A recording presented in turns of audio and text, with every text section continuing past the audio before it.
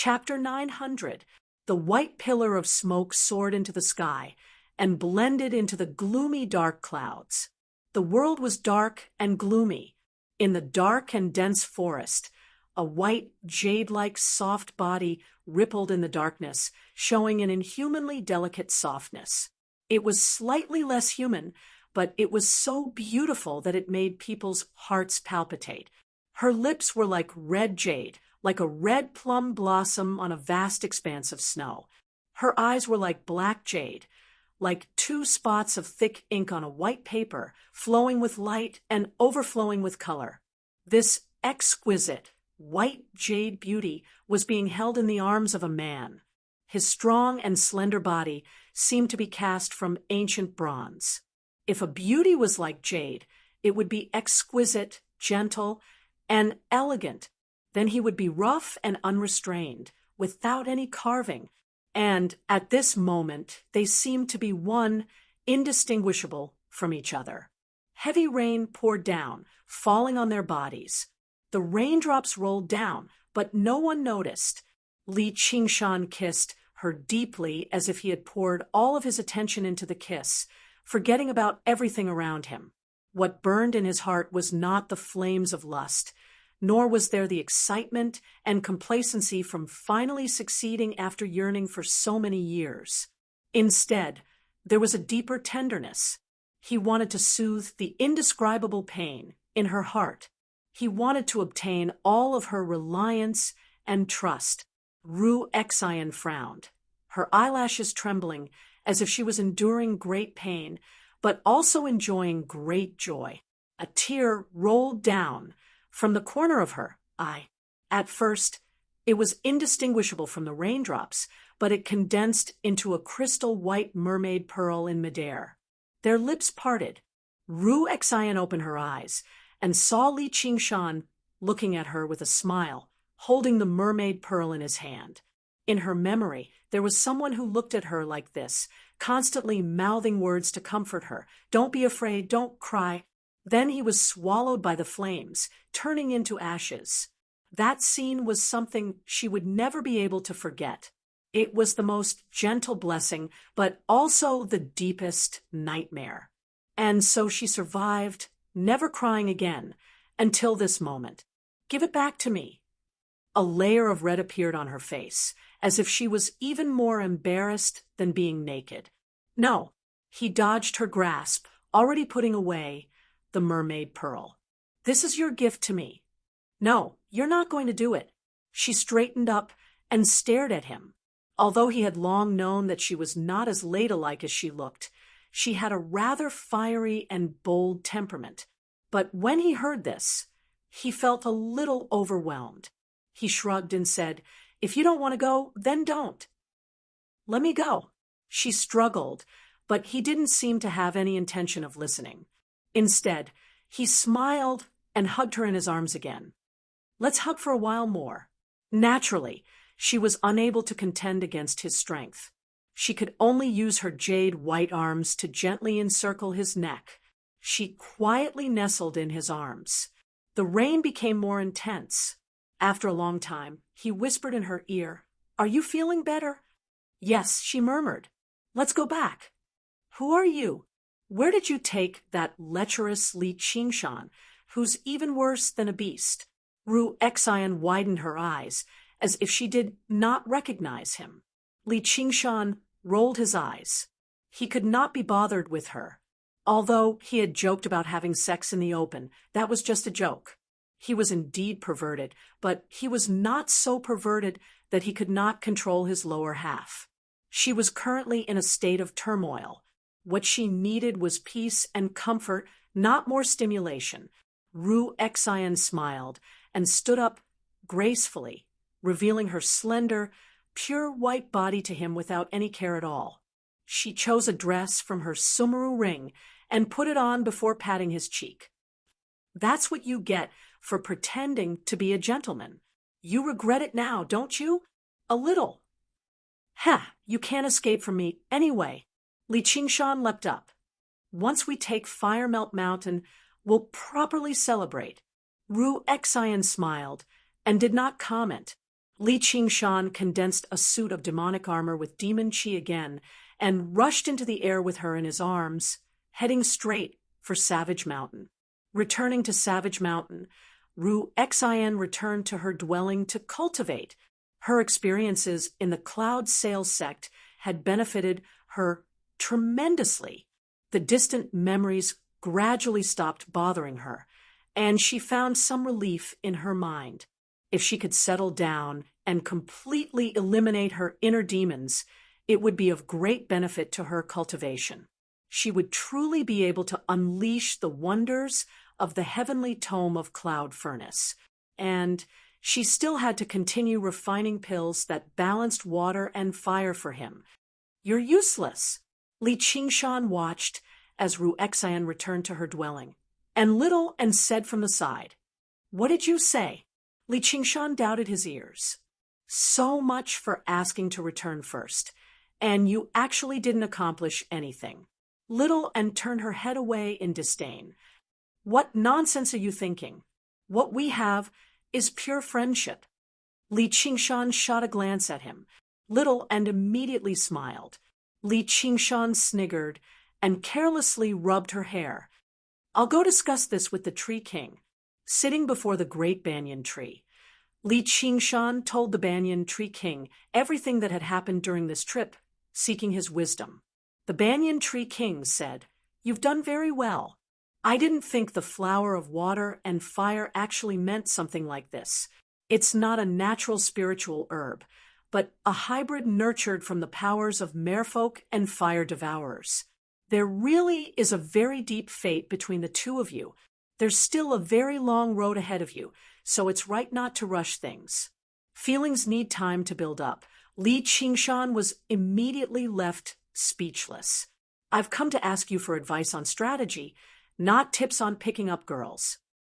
The fire devourers have become guests of the King of Southern Yu. When we attack Fire Melt Mountain, will the King of Southern Yu really not take action? Or perhaps he'll wait until both of us are heavily injured before rounding us all up in one fell swoop. No one can guarantee that, but the chances aren't great. Why? Because logically speaking, it's impossible for you to take Fire Melt Mountain. What? The merfolk have at least 3/3 heavenly tribulation cultivators. Coupled with my cooperation with Gong Yuan, as well as the Wind Gale King, the Master of the Sword Pavilion, and the Myriad Poison Ancestor, you think we can't take down a single Fire Melt Mountain? Originally, it would have been enough, but the true power of the divine fire tablets still surpasses your imaginations. The fire god you saw was just a small demonstration of its power. Because it was above the ocean, it was even restricted. If the battlefield was on Fire Melt Mountain, the outcome would be completely different. What do I do then? Li Qingshan sank into his thoughts. If the giant god of fire became even stronger, if its power was not depleted, if it was under Zhu Yan's control, just how terrifying of an existence would they be if the three of them worked together? Right now, all we can do is see the effects of the Stoneheart virus. If it really is as good as Miss Ru Xin says, then the fire devourers will be completely infuriated.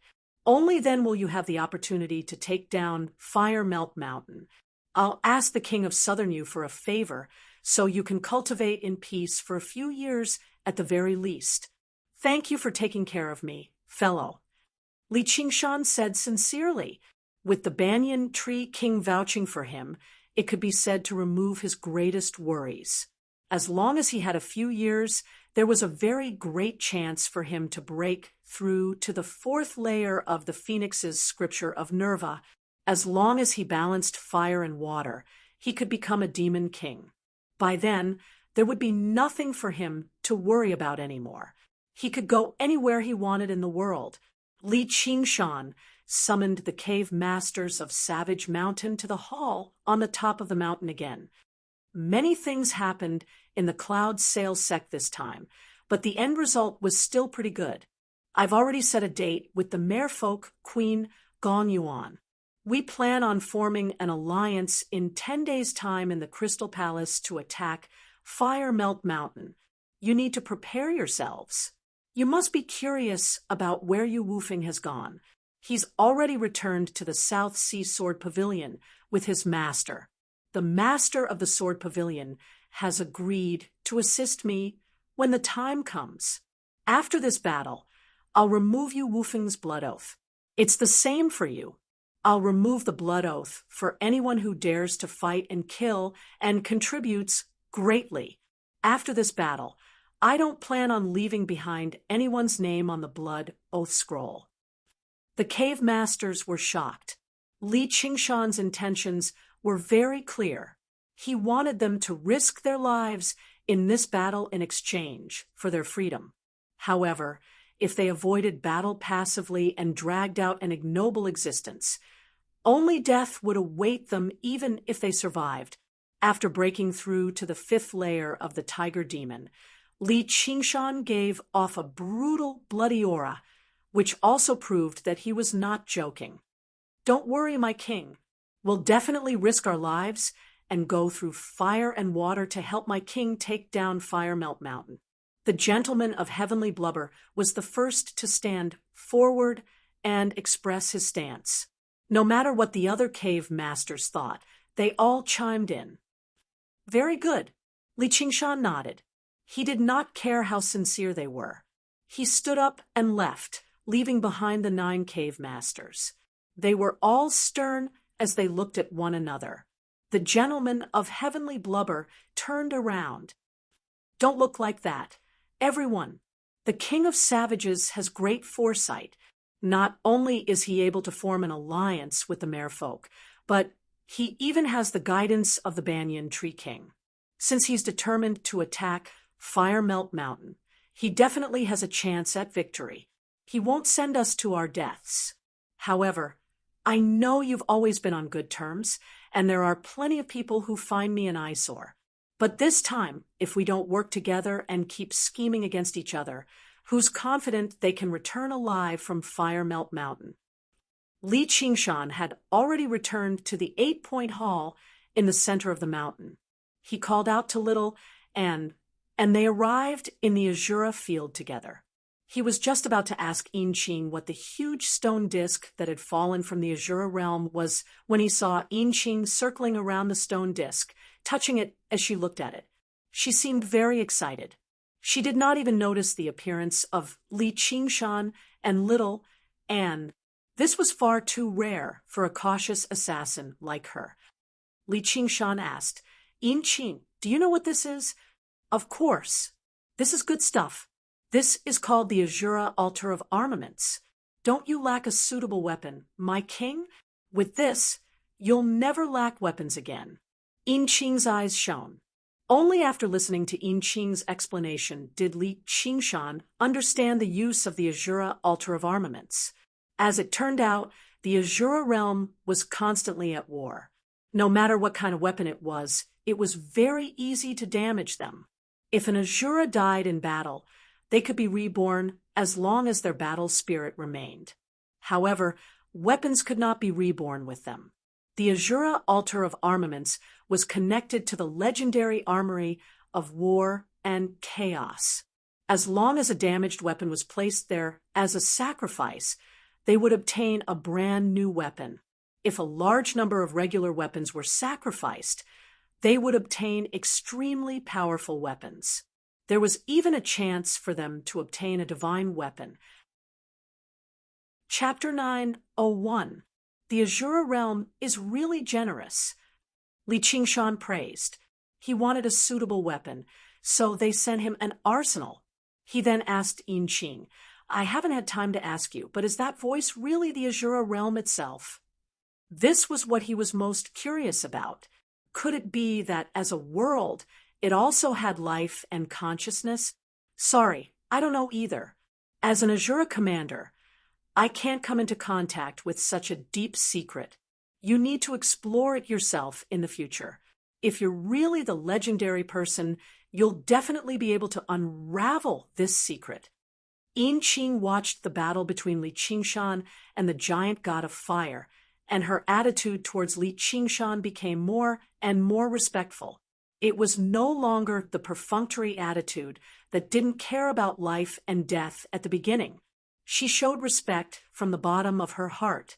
I'd like to ask, what's the legendary person? The Azura realm and the heavenly Tao fight endlessly, but they lose more than they win.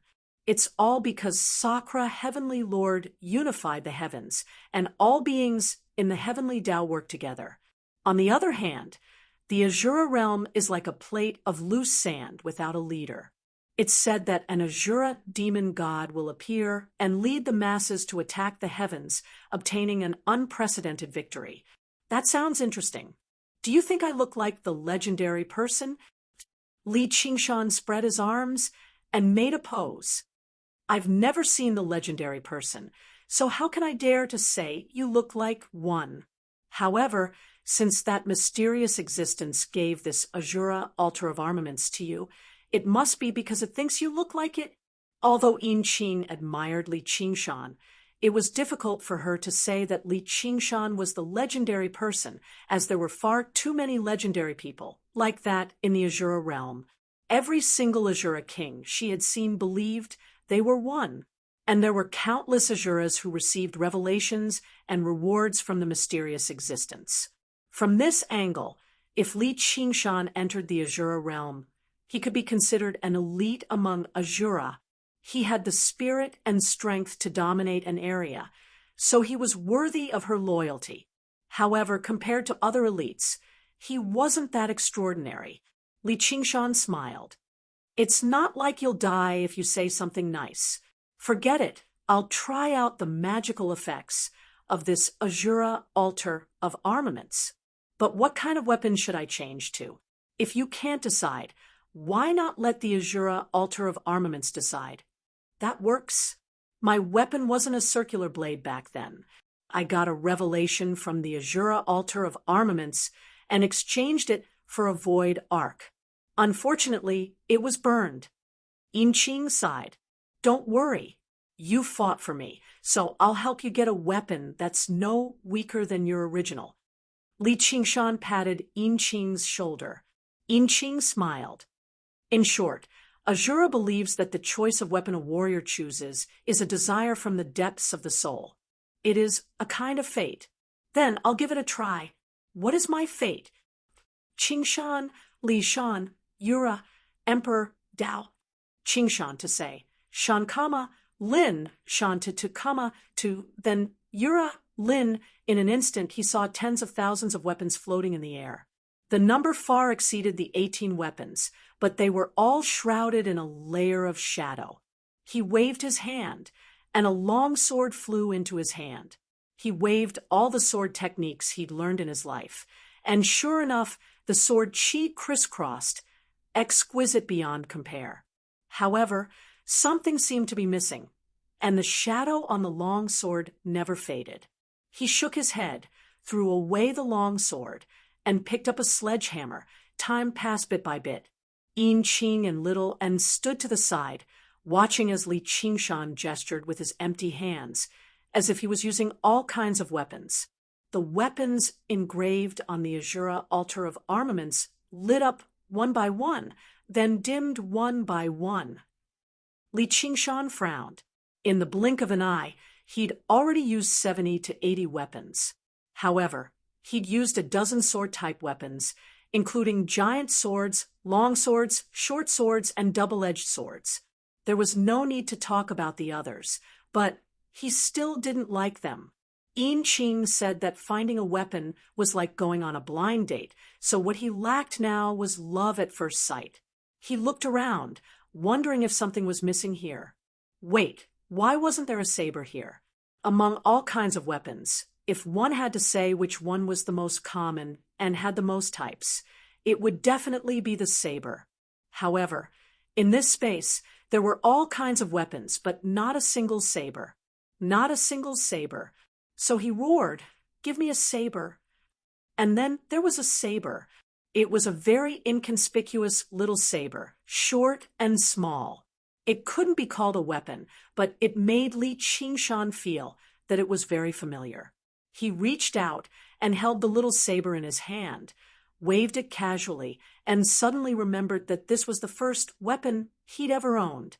In that shabby cowshed, with the bonfire boiling meat soup, he'd held this little saber and forced back his brother and sister-in-law who'd bullied him. It was also this saber that helped him kill his first enemy on that moonlit night after he'd gotten drunk. Li Qingshan was suddenly enlightened, and he let out a long roar. The gods are watching. Justice is only in the saber. With two clangs, the two spiked clubs were first thrown at his feet, and then the various spirit weapons and magic weapons he'd obtained from previous battles were piled on the Azura altar of armaments. 10 weapons, 100 weapons, 300 weapons, 500 weapons. When he put down 527 weapons, the Azura altar of armaments suddenly lit up. Li Qingshan sensed something and knew that this was the limit. It wasn't that the legendary armory of armaments didn't have better weapons, but that with his current cultivation, killing intent, and weapon capacity, he could only exchange for weapons of this level. Li Qingshan felt slightly regretful inside, but Yin Qing was very surprised on the side. She had once seen an Azura king use the Azura altar of armaments to exchange for weapons, but the number and quality of the weapons he sacrificed was about the same. As a matter of fact, it was even slightly inferior. This was because the stronger a weapon was, the better. Once it surpassed the user's level of control, the weapon would immediately backfire and even become the master. This kind of thing was common in the Azura realm. Divine weapons had spirits, and they wouldn't recognize the weak. With his cultivation at the second heavenly tribulation, he was actually able to obtain the recognition of the armory of armaments. Truly inconceivable. If he went to the Azura realm, he would simply be a proud son of heaven, an elite among the elites. Sacrifice! Li Qingshan bellowed out, and the 527 weapons all flew up, spinning into the Azura altar of armaments and vanishing. When the last weapon disappeared, a blood-red light suddenly shot into the sky. When the blood-red light dissipated, a weapon was stabbed into the Azura altar of armaments. Why is it a sword? I clearly wanted a saber. Li Qingshan's expression changed, and he realized that he'd seen wrong. It really was a saber, but it was long and straight, without any curve. If it weren't for the fact that it only had a single edge, it would look more like a sword at first glance. The saber was dark red, as if layers of blood had condensed, and it looked somewhat dim. Apart from that, there was nothing else worth mentioning. There was no guard, no decorations, and even the hilt was straight. Not only did it look very boring, but it also didn't have any sharp aura. This is the treasured saber I exchanged for with more than 500 weapons. Why does it look like the clumsy work of a blacksmith apprentice? I was supposed to forge it into a sword, but my craftsmanship wasn't good enough, so it became a saber. Li Qingshan muttered inwardly as he held the saber hilt. Yin Qing frowned in thought. She felt that this saber was a bit familiar, but she also felt that it shouldn't be. After all, the Azura realm was just too big, and there were countless weapons. No matter how experienced and knowledgeable she was, she couldn't possibly know all of them. It wasn't until Li Qingshan held the saber hilt that his heart suddenly jumped. Could it be that saber? Your Majesty, be careful! A sharp pain suddenly came from Li Qingshan's palm. There seemed to be many spikes on the saber hilt that didn't even have decorations, and these spikes were constantly twisting and piercing into the depths of his palm, greedily sucking his blood. As expected, there's something strange. Li Qingshan wasn't shocked. Instead, he was happy. He wasn't afraid of a demonic saber, or a demonic saber that would devour its owner. He was only afraid that this saber was too weak. It could pierce through his skin in an instant.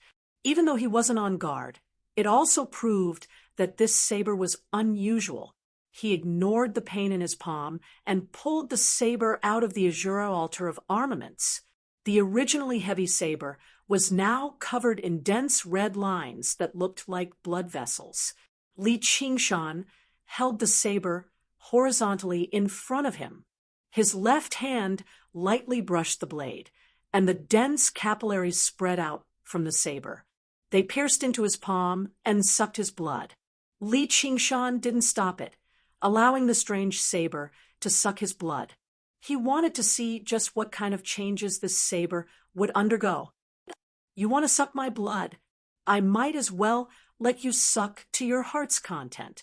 Li Qingshan backhanded the saber and pierced it into his heart. The strange saber was like a man dying of thirst in the desert who suddenly saw a clear spring, and it madly sucked his blood. Gradually, Li Qingshan's body turned pale, but his eyes became brighter and brighter. While the strange saber was sucking his blood, he took the opportunity to refine the saber. The refining process was unexpectedly smooth. It wasn't that the strange saber didn't have a spirit, but it was very welcoming of its new owner. The reason for this made Li Qingshan's expression a little strange. He murmured, "Bloodjaw." This was the name of the saber. It was quite a spirit, but it only had one requirement, and that was blood. It didn't matter if it was the blood of the enemy or the master. The thicker and purer the blood, the more powerful it was. The reason why it didn't resist and let Li Qingshan refine, it was because there was no blood to suck in the arsenal of armaments. Secondly, it was extremely satisfied with Li Qingshan's blood. Li Qingshan cultivated the 9 transformations of demons and gods, fusing the 4 bloodlines of the ox demon, turtle demon, and phoenix. Each bloodline could be said to be peerless, although it hadn't reached the 9th tier and couldn't be considered truly pure. It was already very rare. After a long while, Li Qingshan slowly pulled out Bloodjaw. He had lost a lot of weight, and his face was very haggard. However, the saber in his hand was blood red, and he was full of vigor. He had a vague feeling that this saber could even break treasured swords like the Fogbow sword and the Demon Dragon sword. This was indeed the strongest weapon he had obtained in his life, and because it was shaped like a sword, it was even more helpful in slowly converting the sword Tao that he cultivated to the saber Tao. It's just that this blood-sucking is a little ruthless. My physique is now stronger than the average demon king's, and with the tiger demon transformation, I don't care about physical injuries. The phoenix transformation can maintain my vitality and make it endless. If an ordinary person were to use this saber, they would probably be sucked to death before they could kill the enemy. Chapter 9:02. Li Qingshan's face was ashen, as if he was terminally ill. There was not the slightest bit of life in him, but his craggy bones stood out even more. His eyes shone brightly, and his might did not diminish in the slightest. Yin Qing's words made him ask, "Why is it fortunate, and why is it unfortunate?" Yin Qing said, "This Bloodjaw blade is truly a rare treasure blade. Its destructive power is astonishing, and there is almost no weapon of the same level that can compare to it. However, this blade is famous not because of its power, but because it's too difficult to use. The only way to unleash this blade's power is to make it drink its fill of blood, and the quality of the blood is very high. Can't we use battle to nurture battle? As long as we keep killing enemies, it'll be fine." Li Qingshan examined the bright red Bloodjaw blade in his hand and faintly understood the meaning contained within it. It was an insatiable thirst for blood. Who can guarantee victory in every battle. Even if you win, you might not be able to kill a powerful enemy. That's why this blade must see blood when it's drawn. Otherwise, if it doesn't drink enough of the enemy's blood, it will drink its master's blood. Even if an Azura king wields this blade and drinks its fill of blood, it will become very weak. If an Azura commander like me dares to hold the hilt like you do, my life might even be in danger. However, It's precisely because it's so difficult to use that successive owners of the Bloodjaw blade will often offer it on the Azura altar of armaments in exchange for another weapon.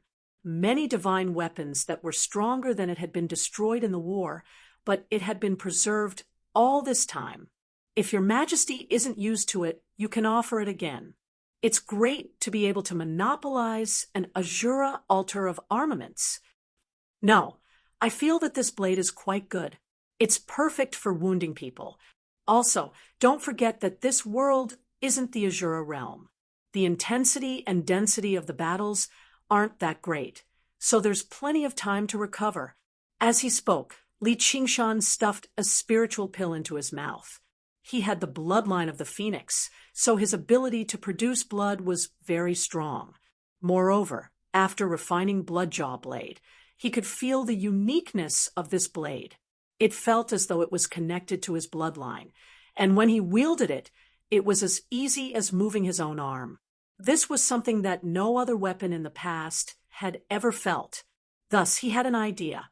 He infused the power of vibration into it, and a layer of black ripples appeared on the blade. With a light wave, a black crack was left in the void. "Good saber," Li Qingshan said. He had never relied on weapons, as his most destructive method was his fists. The destructive power of tremors was just too great. If he used a weapon as a medium, it would be unavoidable for the weapon to be damaged, no matter how great his control was, unless he suppressed the power of tremors and did not use his full strength. However, if that was the case, using weapons would be pointless. He might as well just use his fists.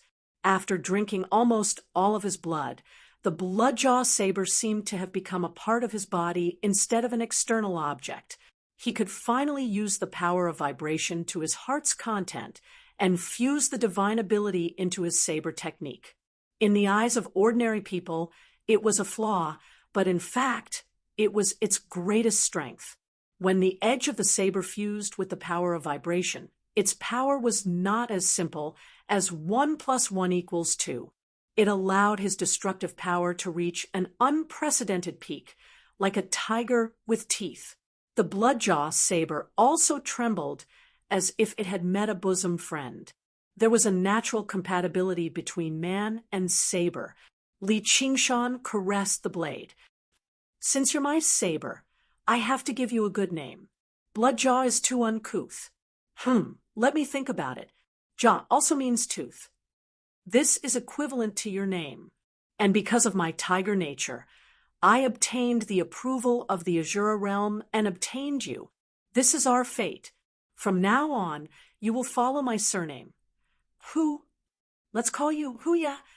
Li Qingshan raised Tiger Fong proudly and asked Little, and Inqing, "What do you think of this name?" Perhaps it was because of the successful example of naming himself Qingshan. He had always been blindly confident in his naming skills.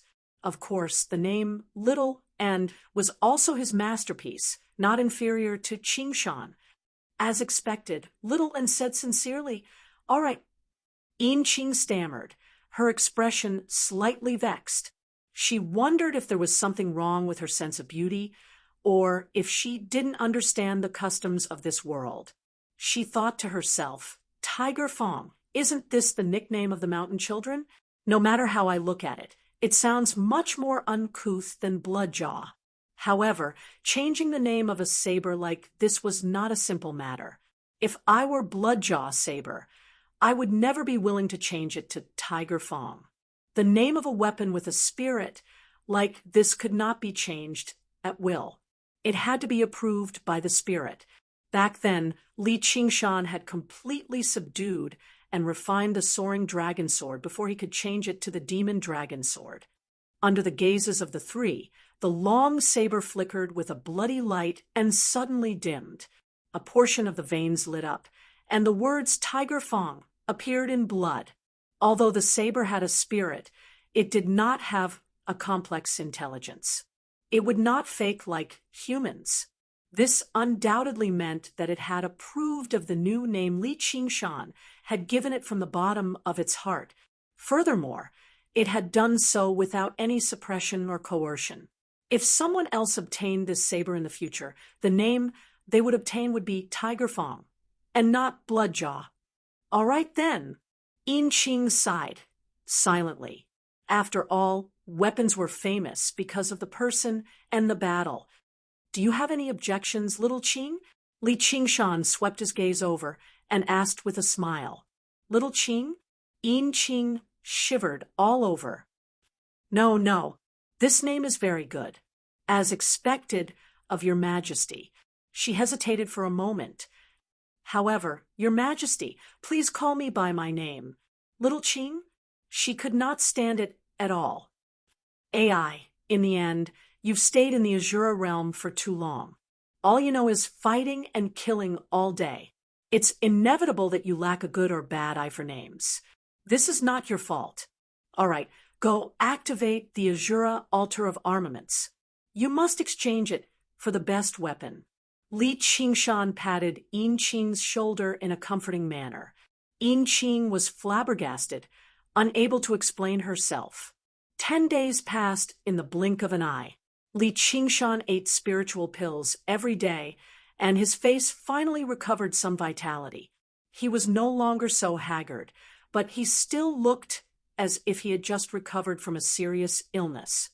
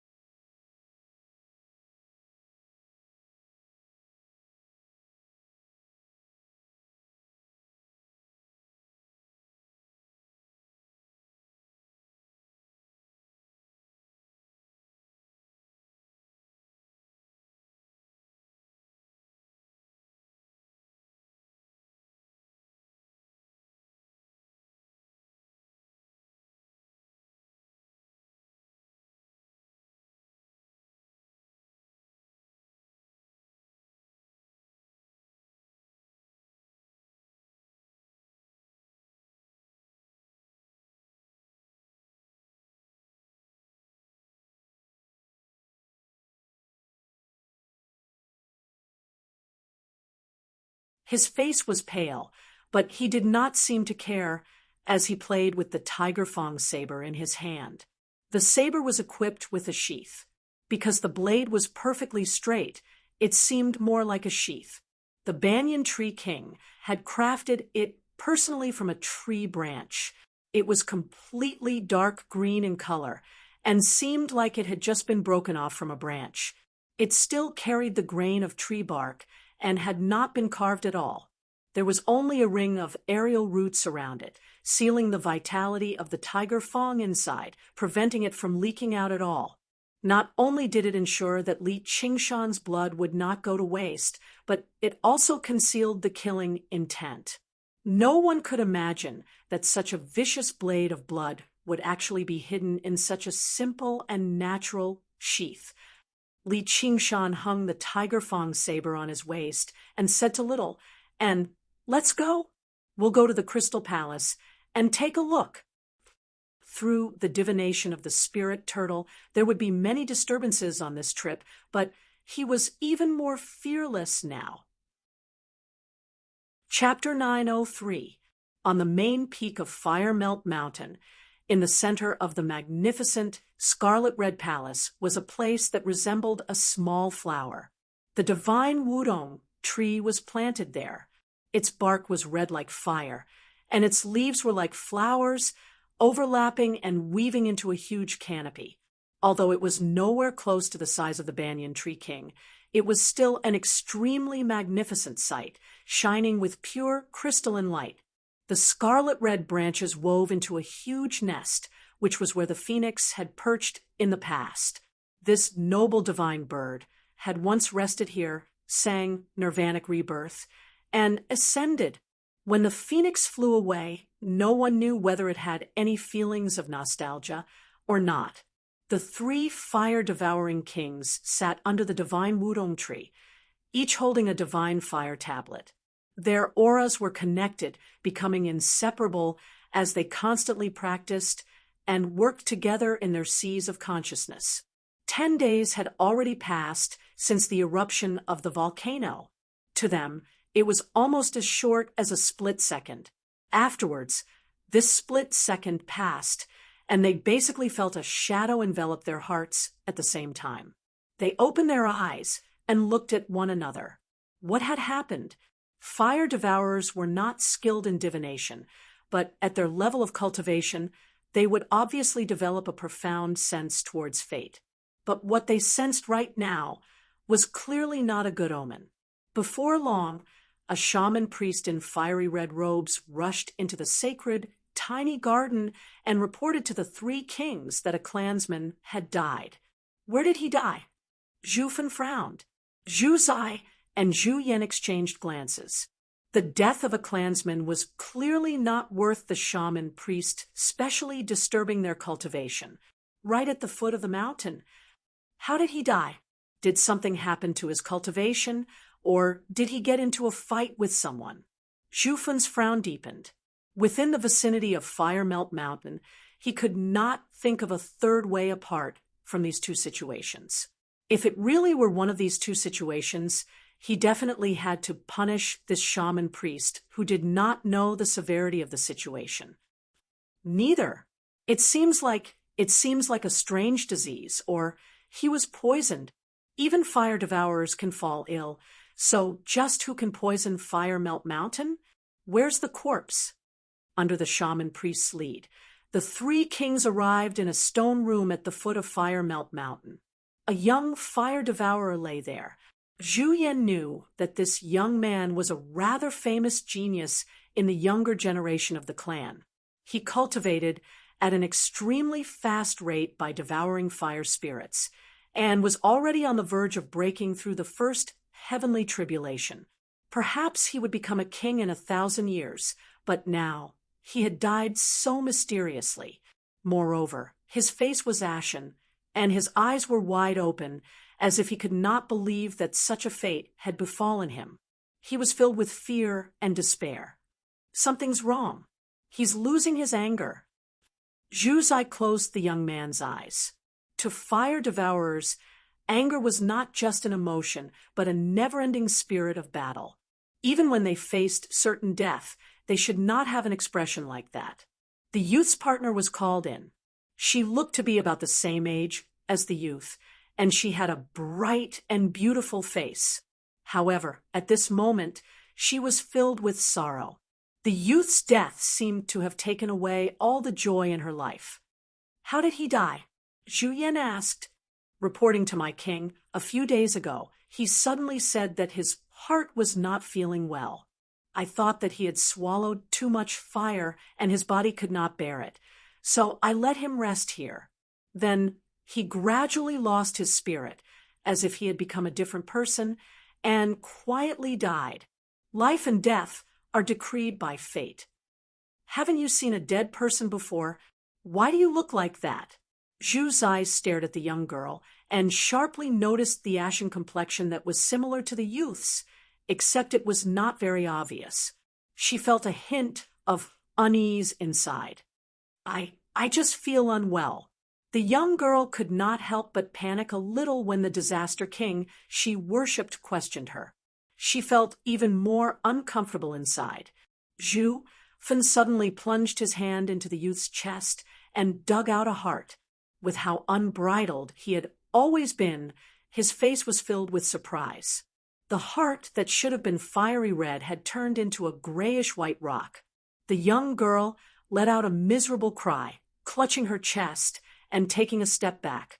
A vicious wound had appeared on the left side of her chest. "Move your hand away," Zhu Zai ordered. She was the one who had suddenly struck out, cutting open the young girl's left chest. The young girl endured the pain and moved her hand away. Between the jagged bones was a fiery red heart. Most of the grayish-white color had devoured it, making it extremely dim. "Why is it like this?" Zhu Fen bellowed furiously. Apart from them, there are many other clansmen who feel unwell. It seems to have all begun after the volcanic eruption 10 days ago. Go, find everyone who feels unwell. The shaman priest left with the order. Before long, he returned with the fire devourers with similar symptoms. None of them had undergone the heavenly tribulation, but the number was so great that it left the 3 fire devourers shocked. And this was even after many fire devourers believed their bodies were fine, or the symptoms had not begun acting up yet. What made them feel even more uneasy was during this time. Zhu Zai had been removing the grayish-white color from the young girl's heart the entire time. She plunged her right hand into the young girl's chest and gripped the heart firmly, but she was afraid to use too much force, or the heart might directly melt. However, it was basically ineffective. This isn't a regular poison. It's more like a disease that humans speak of. The 3 fire devourers smelled the scent of a scheme at the same time. There was something wrong with the volcanic eruption this time. Someone had tampered with the fire. Just who was it? Merfolk? The king of Yue? That was not the problem they had to consider right now. Their priority right now was to cure this strange disease. If the infected clansmen all died like the young man, it would basically be an unimaginable disaster for Fire Melt Mountain, let alone attacking Savage Mountain. They had even forgotten about the war with the merfolk. A shrill horn rang out from the main peak of Fire Melt Mountain, gathering all of the middle and upper echelon. It's about time for it to erupt. Father, do you see it? You don't blame me, do you? Ru Xian spent a few days recuperating in her dwelling before arriving at the top of the mountain alone, gazing in the direction of Fire Melt Mountain. The face brimming with enthusiasm appeared in her head. As she endured the pain and torment of the conflict between fire and water, he would always think of ways to make her laugh. Even after they had been captured and brought to Fire Melt Mountain, watching helplessly as his wife was burned to death, he would still smile as if it was just a vicious joke. Back then, she hated him so madly, even more so than her hatred for Zhu Yan. This continued until he used the opportunity, when Zhu Yan was in secluded cultivation, to charge out of Fire Melt Mountain with her. No one expected a fire devourer to be so patient. He successfully fooled everyone, leaving her with a smile in the end. Daughter, now that everything has happened, I have to tell you a huge secret. Actually, your mother and I picked you up. Huh. Haha, you've fallen for it. Head north, the further the better. My good daughter, I'll come find you as soon as I lure away the pursuers. In the end, she had fallen for it again. In the end, she did not even have the time to apologize. But even if she did, she would definitely be laughed at. Humph, I don't care if you blame me or not. I did it anyway. I've always been this willful. I'm not obedient at all. Ru Xian mumbled to herself and rubbed her chest. Her heart that belonged to a fire devourer had already become as cold as stone. In order to refine this virus that specifically targeted fire devourers, she had always been the best test subject. It was all thanks to the heavenly tome of Cloud Furnace that she could turn her heart into stone and refine stone into jade, so she did not have to pay with her life. She could not help but thank her master, Hua Xiai. That little, dark-skinned old man insisted on saving that annoying Chu Tian, and he generously gave all of this favor to her. However, there was no need for her to be deeply grateful. It was not the first time he had saved her life anyway.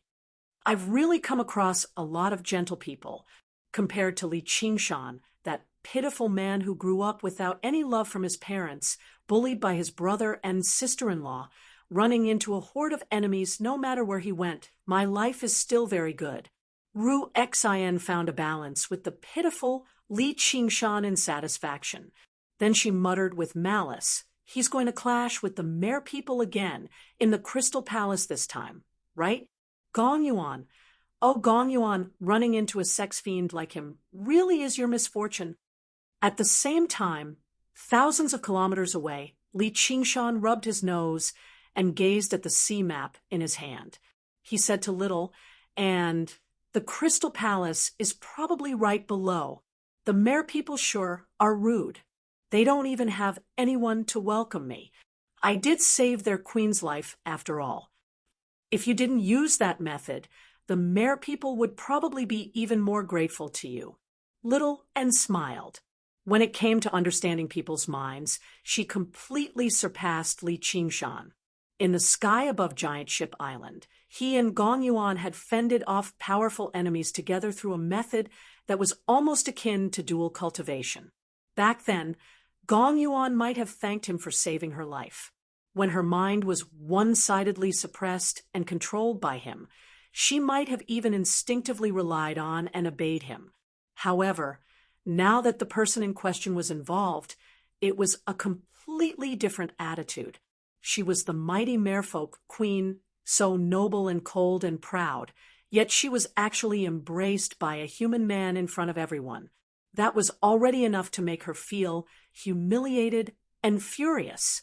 However, compared to the humiliation of having her mind invaded and controlled, this was nothing, and this man had ignored her dignity right from the very beginning. When he saved her, he had done it through a transaction. He could not be regarded as acting bravely for a just cause. Towards the end, he acted like nothing had happened at all, discussing the conditions of the alliance with her. If it were not for the sake of dealing with the divine fire tablets of the fire devourers, if it were not for the sake of finding a way to deal with her inner demons, she would probably be willing to never see him again for the rest of her life, or even directly kill him. Little and analyzed these principles for Li Qingshan and smiled. That's why don't you think you can do whatever you want in the Crystal Palace just because you've hugged her? She probably won't treat you well this time. Li Qingshan smiled as well. You sure have a good grasp of people's minds. Now that you've said that, I do regret it a little. If I had known earlier, I would have acted a little more righteous, and perhaps this Gong Yuan might have secretly fallen in love with me. Cough, cough. Why am I telling you all this? Humph. Even if you don't say it, I can still guess it. Suddenly, a pillar of water sprayed up from the ocean. A blue whale swam over and floated to the surface. With a leap, it burst out of the water and turned into a large, burly man in the air. He clasped his hands at Li Qingshan. "I've been waiting here for a very long time, King of Savages. I left in a hurry last time, so I haven't been able to thank you for saving my life. Please accept a bow from me." Chapter 904. Back then in the Philean Hall, I also understood your intentions of protecting me. I just happened to want to drink to my heart's content with you this time. Li Qingshan helped Elder Blue up and smiled at each other. Little and became emotionless again, standing beside Li Qingshan silently. "The Crystal Palace is right below. I didn't calculate when you would arrive, so I was a little impolite. Please don't take offense," said Elder Blue. She also knew that her words could not stand up to scrutiny. She was afraid that Li Qingshan would leave in a fit of anger. "It's just a small matter. There's no need to mention it. Let's go." Li Qingshan waved his hand. He had never been a person who cared about etiquette. As long as others treated him sincerely, he would treat them with sincerity without hesitation. Elder Blue thought, his true strength far surpasses mine. Enough to stand on equal footing with the Queen, but he doesn't look down on me just because I'm willing to serve as the Queen's mount.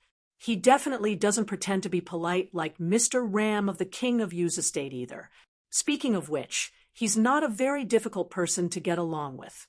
It's just that when he's being dealt with, he'll definitely erupt and refuse to hold back.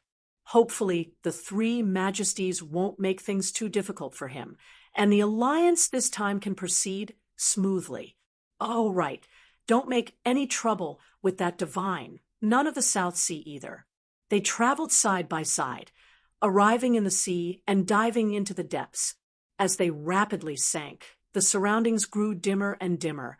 But in Li Qingshan's eyes, it instead grew brighter and brighter as the spiritual qi grew denser and denser. The entire sea rippled with light. Merfolk guards on killer whales swam past from time to time and bowed towards Elder Blue. They also cast gazes of surprise and amazement at Li Qingshan and Little, but they were also deeply cautious. Although they knew the two of them were guests invited by Gong Yuan, they clearly did not know about Li Qingshan's glorious feat of defeating the giant god of fire on Giant Ship Island and saving the merfolk, Queen Gong Yuan. Gong Yuan ordered all the people who came with her to keep their mouths shut so that her dignity as a queen would not be damaged. What the ordinary mermaids and mermen knew was how she used her methods to fight back from the brink of death, and how she used the heart of the abyss to turn the tide. Li Qingshan looked around at the rare scenery of the deep sea. Huge and colorful strange fish swam past him. His gaze finally returned to Little, and her seaweed-like long hair swayed in the waves, and her ethereal eyes seemed to be able to contain the entire sea, making his mind calm. Little and looked back and smiled, causing Elder Blue to be stunned for a moment. He thought to himself, this little girl is really strange. This seems to be a charm technique, but it doesn't seem like it. An old whale, am already like this. If I were a human, how could I escape from her charm?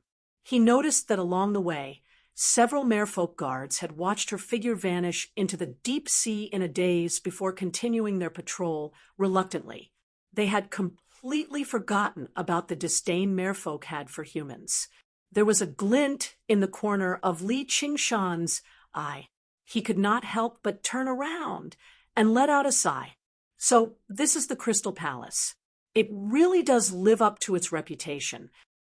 In the deep sea, a palace constructed from crystal stood alone on an undersea mountain. The towering obelisk shone with azure light, as magnificent as a castle from a fairy tale.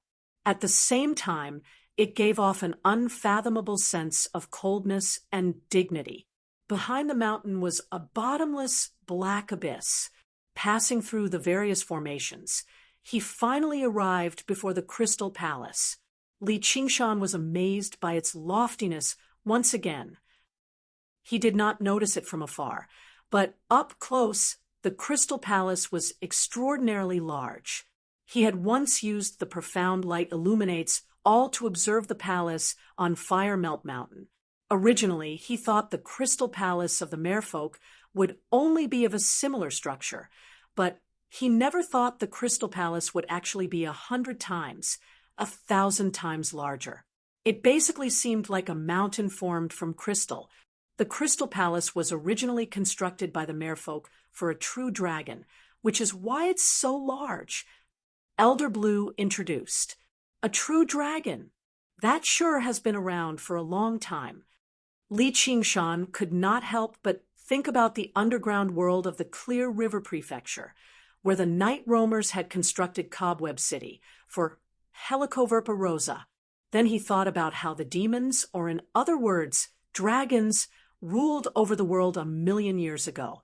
Afterwards, the godfolk overturned the situation, and now the humans established an imperial court and ruled over the 9 provinces. History was ever-changing. Who could remain at the top forever? Though it's said that the true dragon prefers to sleep in the sea abyss at the back. Elder Blue smiled, but she furrowed her brows in an undetectable manner. Gong Yuan actually did not send anyone to receive him. Fortunately, Li Qingshan seemed to be submerged in his thoughts about history, so he did not realize this was another breach of etiquette. A gust of wind blew over from the Crystal Palace. As it turned out, Ji Chongfeng had come out to receive him. In the depths of the Crystal Palace, in the tallest obelisk, a few pairs of eyes stared at this through the projection on the crystal walls. Yuan, are you mistaken? Did he really save you on Giant Ship Island? But he hasn't even undergone the 3rd heavenly tribulation. a graceful and noble old woman asked Gong Yuan beside her in doubt. "Yes, Granny." He defeated the giant god of fire summoned by the fire devourers using the divine fire tablets, and helped me suppress my inner demons, controlling the heart of the abyss. If it weren't for the King of Southern Yu's interference, the 3 fire devourers would basically have remained in the South Sea. Gong Yuan said politely. This was not the first time the other 2 merfolk kings had heard about this, but they were still surprised. A human cultivator who had not even undergone the 3rd heavenly tribulation had almost turned the tables, forcing the fire-devouring kings who wielded the divine fire tablets into dire straits. If it were not for Gong Yuan's certainty, they would have never believed it. If it really is the legendary divine fire tablets, then it's impossible for him to have defeated the giant god of fire. There must be something strange about the arcane treasure, though the matter of him helping you suppress your inner demons is more worth paying attention to. He might have obtained some special cultivation method. If we can ask him about it, it'll be of great benefit to us.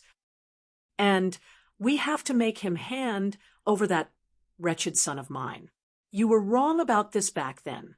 You shouldn't have let them leave the South Sea. Granny said each sentence as if she had already treated Li Qingshan as a fish on the chopping block, ready to be slaughtered at any time. That Li Qingshan isn't someone who gives in so easily, and he saved my life after all. He's come to help us fend off the fire devourers this time, too. Even the King of Southern Yu has to show him some respect. Gong Yuan frowned slightly. Originally, she wanted to take Li Qingshan down a peg, but she also felt like Granny had gone a little overboard. In particular, her last sentence had touched on her bottom line. Don't forget your identity. Since you're the current king, you should put the interests of the merfolk first in everything you do, not your personal preferences. Granny, S' voice suddenly became stern. If you don't like it, Granny, you're more than welcome to remove me from the throne. Gong Yuan smiled coldly and radiated with coldness. The other 2 merfolk kings tried to persuade her otherwise. Although they were all older than Gong Yuan, they were not bold enough to treat Gong Yuan as a junior. As someone who practiced the all-water to ruins and wielded the heart of the abyss, only Granny, who had the highest cultivation, could rival her in actual battle prowess. In the war against the fire devourers, her strength was even more important than Granny, and due to her inner demons, her temper had always been very bad. "Why, you've changed." Granny sighed helplessly. She said to the old nun beside her, "My family's matters aren't going well. I've made a fool of myself. Fellow." Chapter 9:05. Granny called out a few more times, and only then did the old nun return to her senses. She praised, "That's right. This child really does possess the qualities of a Buddha. He possesses a great Buddhist nature. He's perfect for becoming my disciple and inheriting my legacy." The old nun was the most mysterious great cultivator of the South Sea. She neither founded a sect nor accepted disciples, nor did she have any contact with other cultivators. Instead, she traveled through the various parts of the South Sea, spreading the Buddhist Dharma and doing good. Instead, she possessed an extremely resounding reputation among mortals.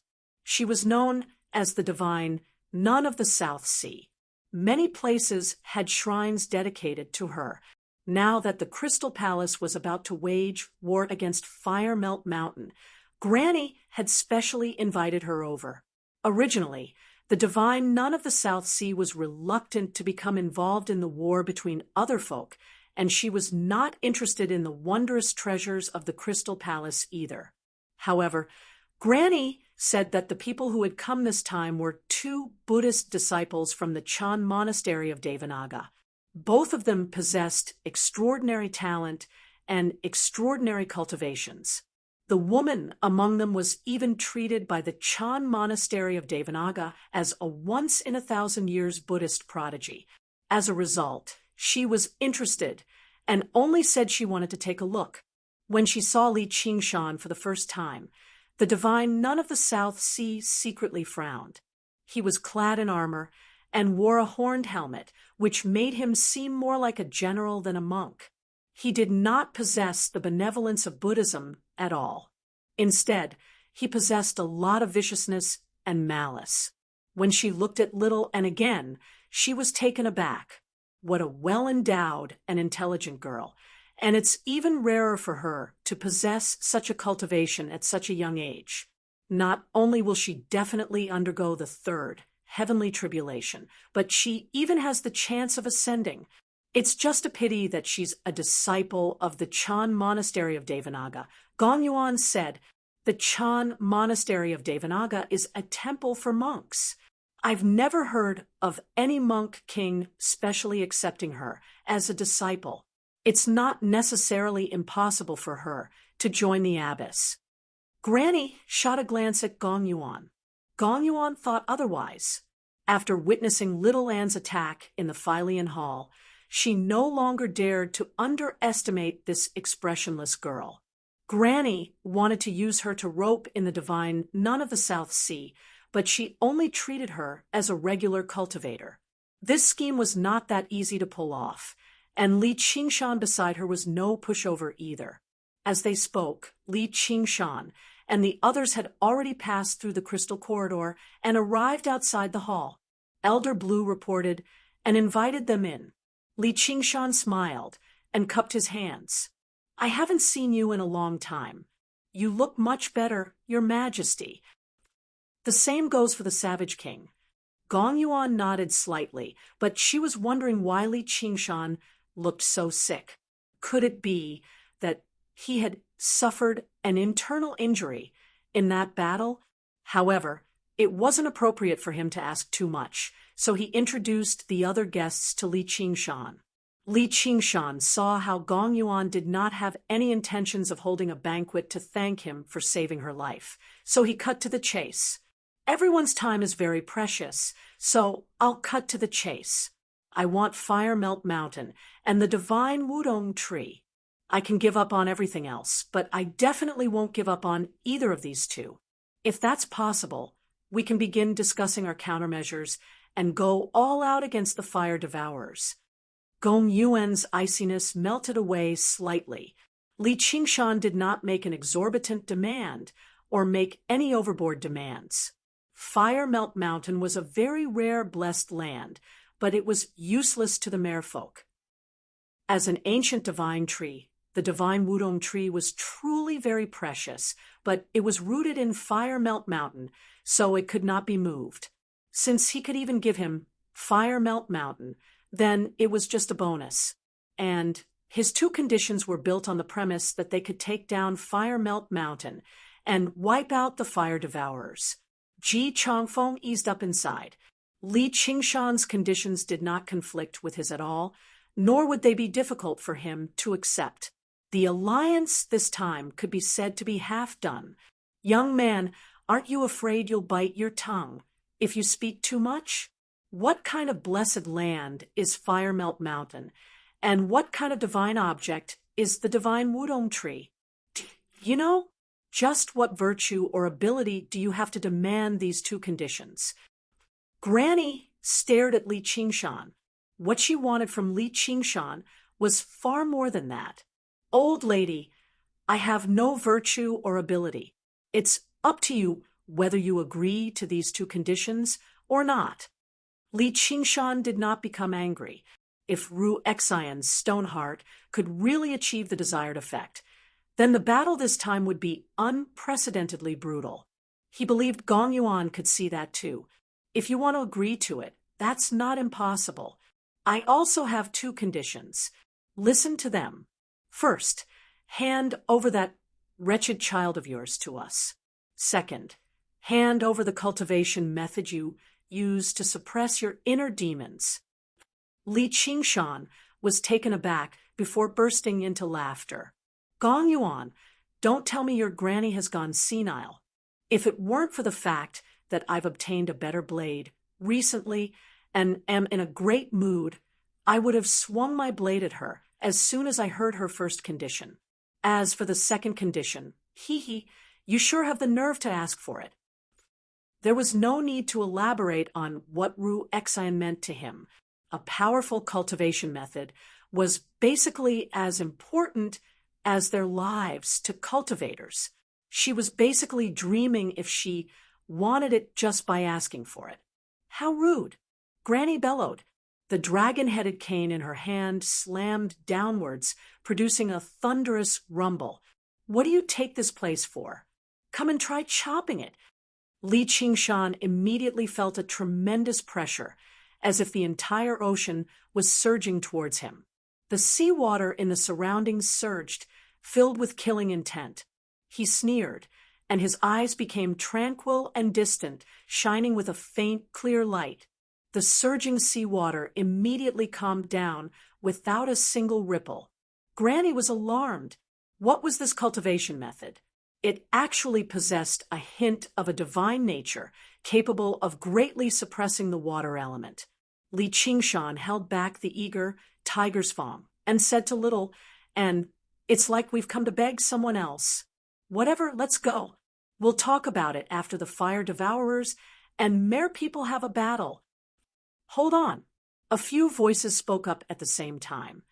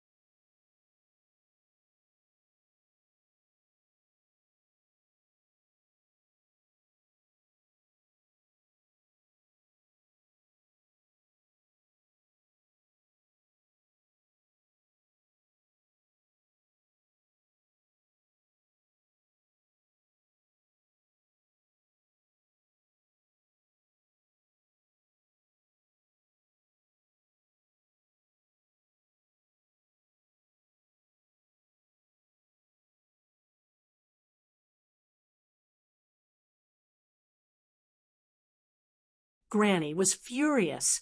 Gong Yuan was calm. Ji Chongfeng was frantic. And the one who was the most direct was the divine nun of the South Sea. She arrived before Li Qingshan and Little, and in a flash. Li Qingshan studied the divine nun of the South Sea and thought, "What's going on here?" He brought his palms together and asked, "What does the nun want, nun?" The divine nun of the South Sea ignored him. Instead, she said to Little, "And, child, you're quite the fated one with this poor nun. Are you willing to accept me as your master?" Li Qingshan had already known that Buddhist monks and nuns liked Little and very much, but he never expected his charm to be so great, making a great cultivator run over and talk about fate without any restraint, directly wanting to accept him as a disciple. We're in the middle of a negotiation, so do you have to ruin the atmosphere like this? Little and returned the gesture politely. I also found the master familiar the moment I saw him, but it's a pity that I've already joined the Chan monastery of Devanaga, so I can't cultivate with the master. Afterwards, Li Qingshan failed to understand what the divine nun of the South Sea said. She seemed to be quoting from Buddhist scriptures, expressing how vast Buddhism was, and that there should not be so many sectarian biases. Little and also immediately replied in Zen. The adult and the child chatted back and forth like no one else was around, leaving Li Qingshan and the others completely confused. Ji Chongfeng felt indignant for Li Qingshan. "Fellow Gong, aren't your conditions a little too harsh? We've specially invited the King of Savages to avenge us, yet you've ended up like this. What kind of hospitality is that, let alone hand over our cultivation method? Do you want me to hand over the method of Wind God too?" Gong Yuan said, "Please calm down, fellow Ji. Why don't you sit down and talk, King of Savages? An alliance is an important matter. If you leave in a huff over a disagreement, that's not what a hero should do." Li Qingshan glanced at Little and who had been entangled by the divine nun of the South Sea, and arrived before Gong Yuan. He did not take a seat, sitting down casually on the jade table and crossing his arms. "Then I'd like to hear what your Majesty has to say. Since you know an alliance is an important matter, you shouldn't let an ignorant person spout nonsense here. You'll lose the respect we've built up after so much difficulty." Before Gong Yuan could say anything, Granny flew into a rage. "You're just a mere human, yet you still dare to spout nonsense in my crystal palace. I'd like to see what you're capable of." Gong Yuan frowned. Now that Granny had lost her temper, she struggled to deal with it. Most importantly, the two other merfolk kings were reluctant. They could mediate between Gong Yuan and Granny, but they could not stand an outsider acting so arrogantly. Most importantly, this outsider's cultivation was much lower than theirs. He even seemed sickly. He did not seem like someone worthy of their respect. "What do you want to see?" Li Qingshan answered with a question. "You said you obtained a good blade, so it must be the one on your waist, right? I'd like to see just how good this blade is." Granny arrived before Li Qingshan with her dragon-headed cane. Her old face was filled with anger. "You really want to see? This blade will definitely see blood." Li Qingshan raised an eyebrow. "See whose blood? Obviously the blood of whoever wants to see it." All right. I'd like to see just how you're going to make me see blood." Granny laughed from extreme anger, staring at Li Qingshan intently. It had to be mentioned that even if the fire-devouring King Zhu Yan were present, he probably would not be her opponent.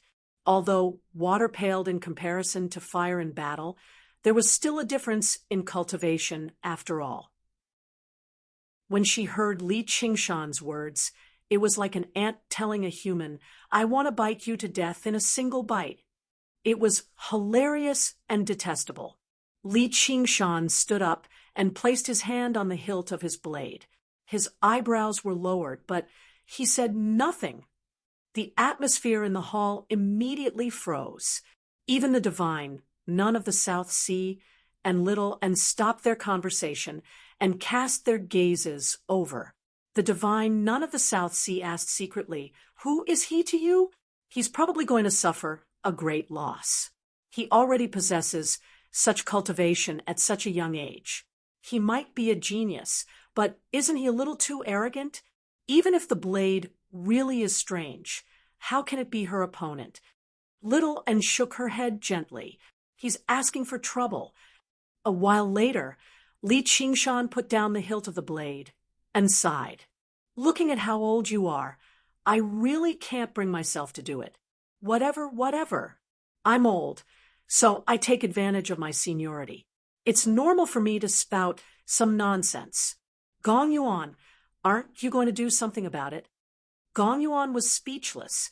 "What, are you afraid?" Granny said in disdain.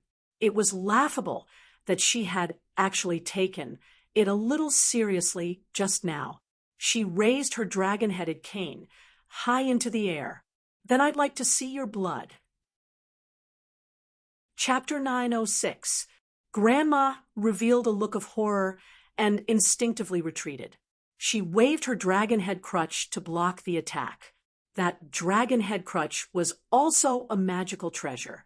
It was carved from a dragon bone and contained a faint spiritual nature. It spat out waves of dragon roars, but in the midst of the crazy roars, it seemed a bit weak. A foul smell filled the surroundings as killing intent surged into the air. Li Qingshan went from a sickly man to a supreme tiger demon. The blade in his hand was the tiger demon's fang.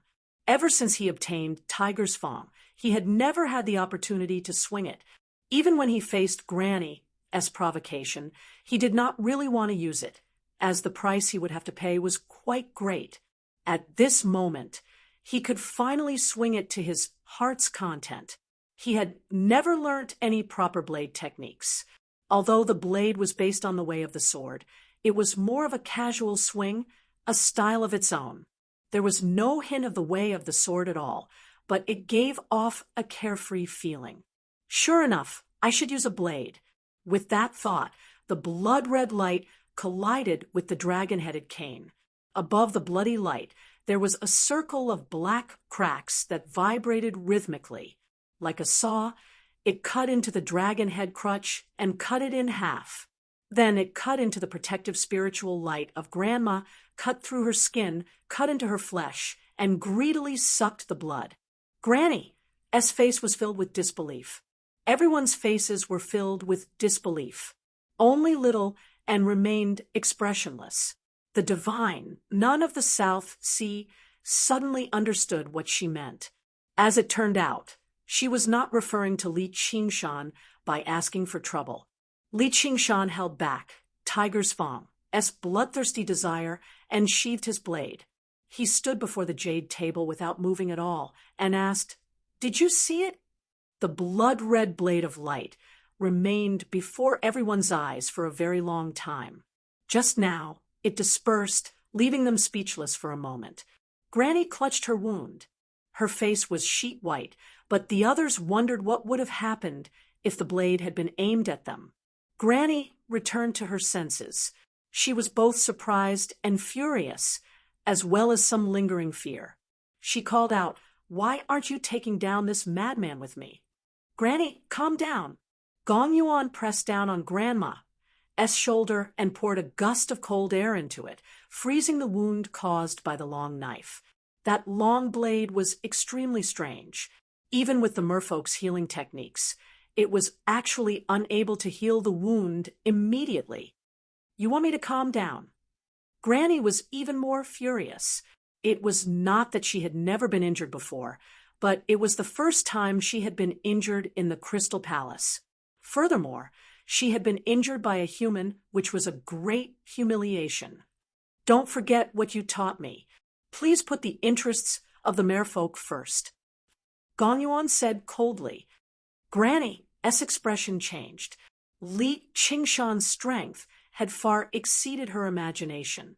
If she used the formations of the Crystal Palace, she was confident she could subdue him, but it was difficult to say whether she would be injured or not.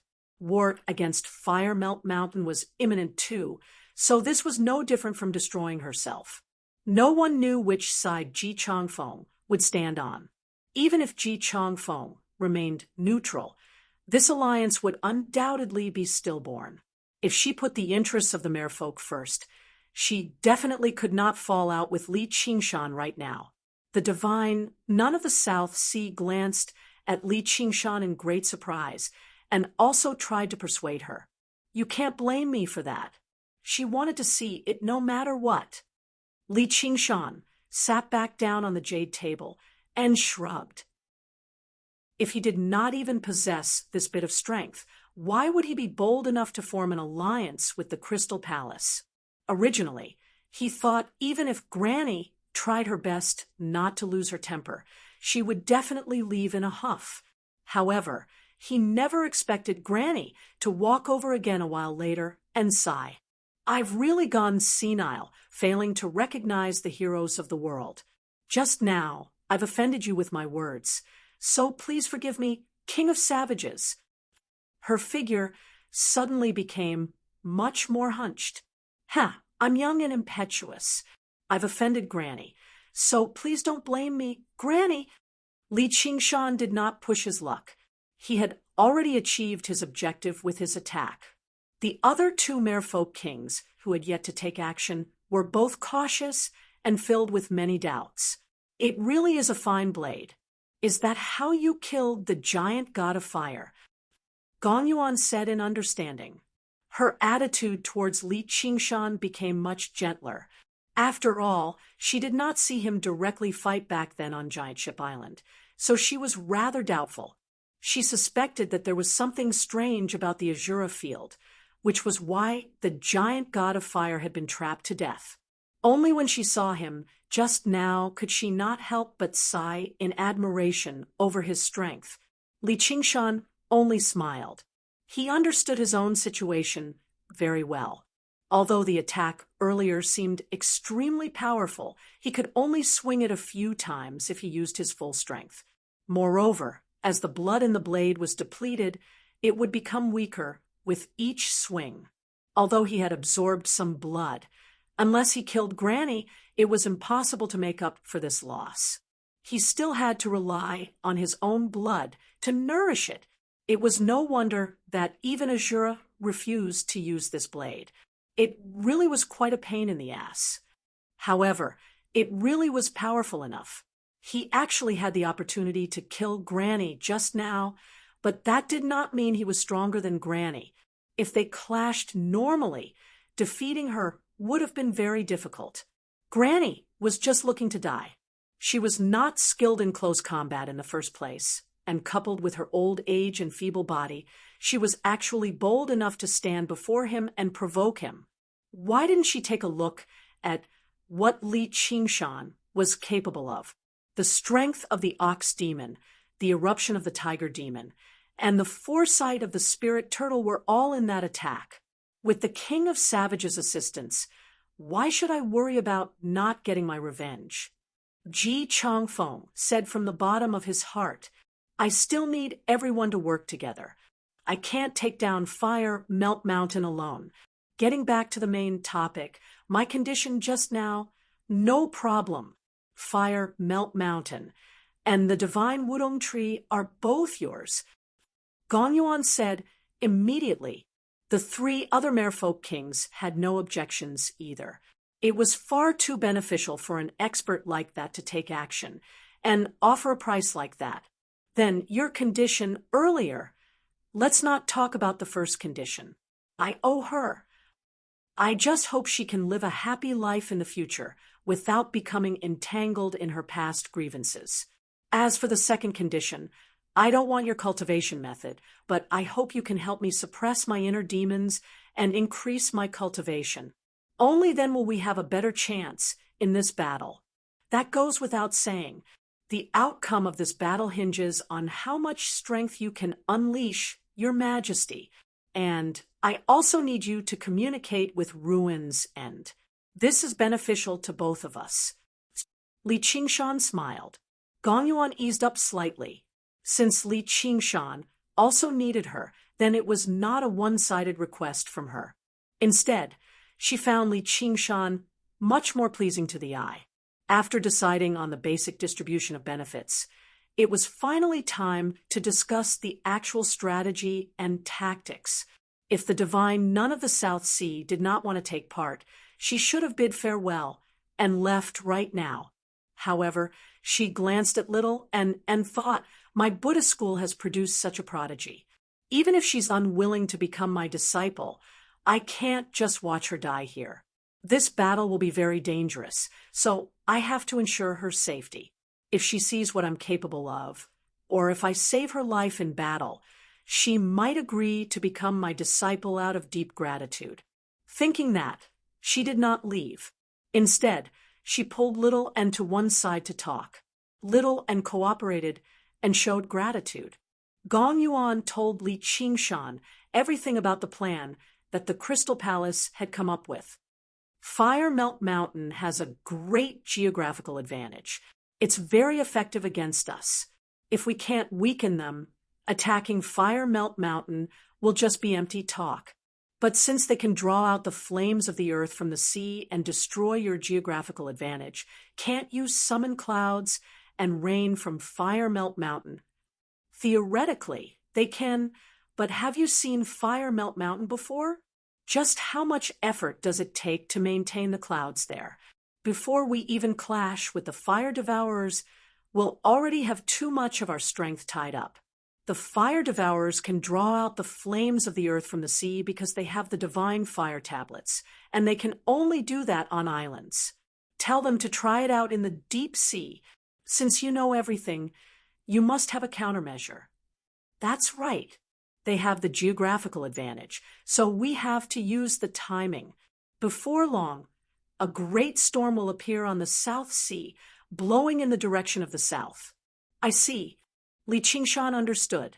With the merfolk's understanding of the climate of the sea and some methods of divination and prediction, knowing about a storm beforehand was nothing difficult. The storms of this world were far more powerful than those of his past life. Sometimes they would even merge with the atmospheric winds in the sky, making them even more terrifying. If even the merfolk called it a great storm, then it was a terrifying storm that even regular cultivators would encounter. A storm like that could easily sweep across several thousand kilometers. It was a terrifying might of the heavens that even great cultivators struggled to contend with. It could indeed suppress Fire Melt Mountain's geographical advantage. Though, it's not like you raise the storm. The direction of the wind can change at any time, and Fire Melt Mountain is relatively far away from the coastline. If it's just the shock waves, it probably won't have much of an effect. That'll depend on what you're capable of, fellow Ji. Gong Yuan looked at Ji Chongfeng. She had personally gone to Giant Ship Island to ask for Ji Chongfeng's help precisely so that he could control the storm so that it could reach Fire Melt Mountain accurately. This was far more helpful than him directly fighting the fire devourers, and it was also much more difficult. Even if it was the Wind Gale King, just how useful could he be before the terrifying might of the world? Until that day came, no one would know. Even if I have to risk my life, I'll definitely make the fire devourers pay. Ji Chongfeng was already planning on putting his life on the line. When the time comes, I might be able to lend you a hand, fellow. After breaking through to the 5th layer of the Tiger Demon, Li Qingshan gained some more understanding over the control of wind. However, it had been far too short of time, so his cultivation was still unstable. If he could take part in a great storm like this and contend against the powers of the world, it would definitely be of great assistance to his cultivation. Then I'll thank you here first. Ji Chongfeng clasped his hands with a smile. Li Qingshan also clasped his hands with a smile before saying seriously, "But before that, why don't we check out the effects of Stoneheart first? If it really is as good as we anticipate, we might as well provoke Fire Melt Mountain and make them give up on their geographical advantage and attack the Crystal Palace. That way, we'll have the geographical advantage." He did not know much about war strategies, but mocking the enemy was a piece of cake for him. He would use it whenever the opportunity presented itself. And he had his own considerations too. If the fire devourers turned their attention to the king of savages out of rage, he really would not be able to stop them.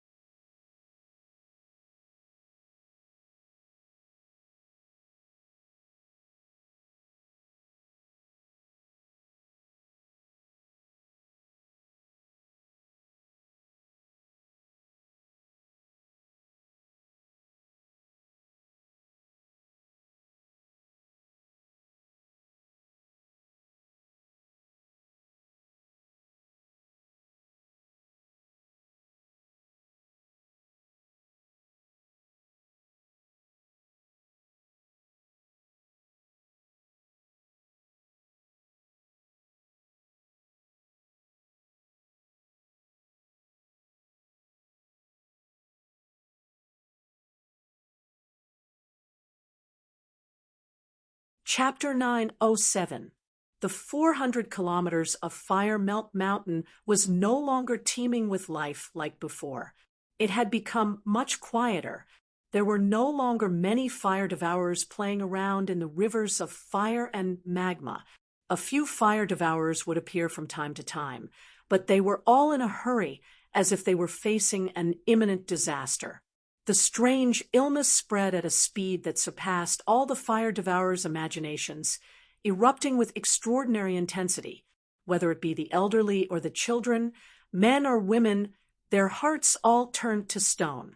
Even when all the powerful fire devourers worked together, they could only maintain the illness of a few fire devourers, preventing them from dying from the illness so quickly. Day by day, more and more fire devourers died.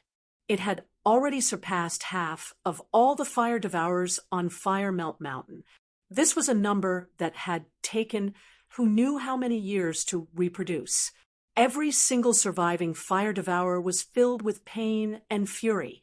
Over the past few days, several fire devourers lost control of their inner demons during cultivation, blowing up into a ball of fire.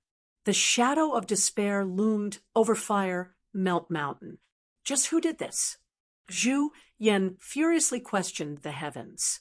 The high spirits he had when he first obtained the Divine Fire Badge were no longer there.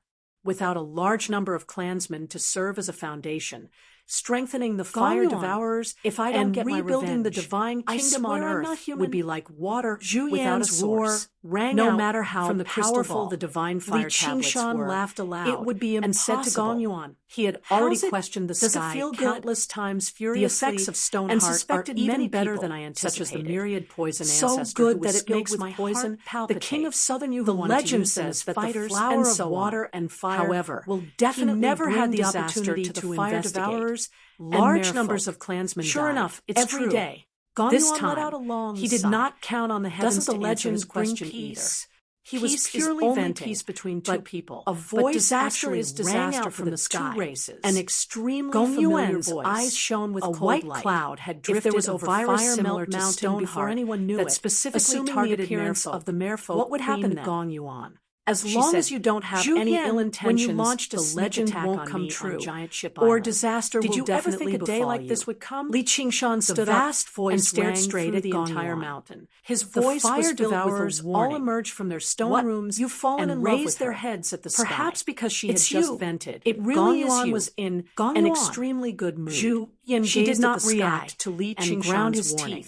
Instead, she was suspected many people. If you're talking about falling in love, that's not exactly it. As they had been at war for so many years. I won't allow anyone to touch a single hair on her. If the Merfolk could do something like this, Li Qingshan thought they would have used it a long time ago. Although he had basically done it with infiltrating the magma, there might not have been much love between a man and a woman. It was not something the Merfolk could achieve. It was more of a friendship.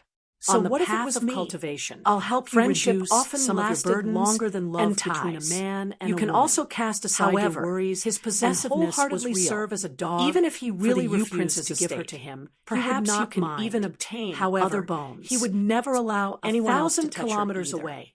That's Gong Yuan sat on a rock on the shore of the South Sea, speaking to a crystal ball. The fire devourers might come after us. Li Qingshan was leisurely lying on the surface of the sea, looking up at the azure sky, because he was afraid the fire devourers would use this opportunity to hunt them down.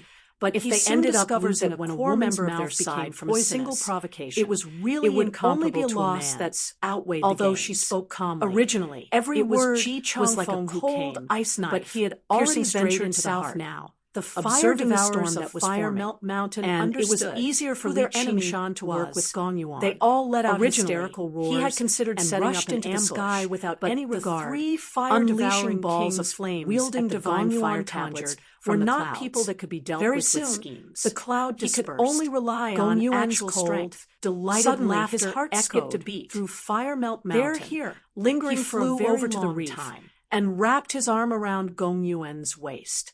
He unfurled his phoenix wings and flapped them gently. Fierce winds swept up, rushing into the air and straight into the atmospheric wind layer.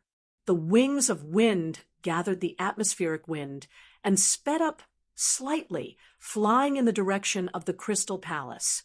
Originally, Gong Yuan was reluctant to be hugged like this, but when he accelerated, she gave up on the idea of struggling.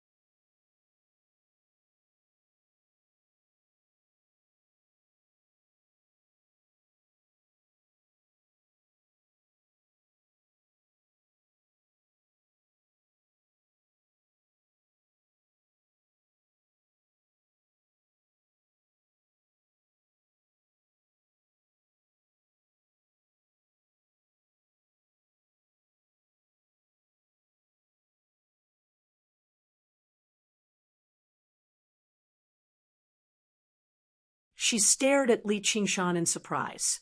This speed is enough to rival the Wind Gale King, and those wings seem like the legendary phoenix. Just how many other tricks is he hiding? After breaking through to the 5th layer of the Tiger Demon, Li Qingshan's body was enough to rival Demon King's. His strength and speed even surpassed regular Demon Kings. Coupled with his various bloodlines of the demonic and divine, and his startling number of innate abilities, regular Demon Kings definitely stood no chance against him. Gong Yuan could not help but think of something that many people had thought of in the past. If he underwent the 3rd heavenly tribulation, just what kind of strength would he possess? Making an enemy out of someone like that is truly a disaster. Soon after they left, before the turbulent ocean had even settled down, a triangular gate of fire appeared in the air. The 3 fire devourers emerged from the gate and looked around. They've run away. They just left not long ago. They seem to be traveling with Ji Changfeng. Zhu Yan's voice was filled with irrepressible fury. The flames on his body constantly surged. If he did not kill all of the merfolk, he would struggle to resolve his hatred. This was the terror of hatred. Not only would it not disperse with time, but it would instead accumulate with each battle. No matter how broad-minded they were no better than mortals when it came to a feud like this. Instead, they would remember this hatred even more clearly due to their long lifespans. Zhu Zai only said one word. After them. No, stop them. The hot-tempered Zhu Fen was instead the most rational one. Although Fire Melt Mountain had suffered extremely heavy losses this time, he had already grown accustomed to this sort of brutality from the countless battles he had experienced. The 3 of them swung the divine fire tablets again and unleashed the gate of divine fire together. They arrived several thousand kilometers away in a single moment, exactly between where they were just now and the Crystal Palace. They gazed at the water and sky in the distance and expanded their soul senses, searching for Gong Yuan, but she was nowhere to be seen. Li Qingshan divined slightly before taking a great detour, with Gong Yuan before diving into the depths of the sea. He unleashed the spirit turtle's profound shell and concealed all of his aura. He smiled at Gong Yuan. Let's see how they find her. Gong Yuan touched the spirit turtle's profound shell gently. The familiar feeling arose spontaneously once again. She asked, "Just what is this cultivation method of yours? Why is it so compatible with the power of ruins and—" Actually, she was extremely tempted by Granny's second request. If she could obtain a cultivation method like that and pair it with the all-water to ruins end, not only would it bring great benefits to her, but it would bring even greater benefits to the entire merfolk race. However, she was not stupid enough to use coercion to achieve her objective. Instead, she considered other methods. You can stop dreaming. Even if I give this cultivation method to you, it'll be useless. The negative effects of cultivating it might even be greater than the all-water to ruins end. Li Qingshan directly cut off her thoughts. It was impossible for him to teach the 9 transformations of the demonic and divine to someone else, and the cultivation methods of the 9 transformations of the demonic and divine complemented each other. If he only practiced the spirit turtle's method of sea suppression, let alone whether he could succeed or not, he would only become a spirit turtle indifferent to everything in the end. He would lose himself. Move your filthy hands away. Gong Yuan's face turned cold. Do you have to be so realistic? Don't tell me you'll be able to do something else if I teach you the cultivation method? Li Qingshan snickered. When he faced life-threatening danger last time, he was only focused on fighting the fire devourers, so he did not think much of it. Right now it was extremely safe, and they were in the pitch-black depths of the sea, without a third person present. He felt that Gong Yuan's waist was supple and strong under the thin mermaid silk, as well as smooth and delicate at the same time. From his angle, her chest was slightly exposed, and her cleavage was deep, which gave off a hint of charm. When they first met, who would have thought that this cold and arrogant merfolk queen would actually lean on him in such a manner one day?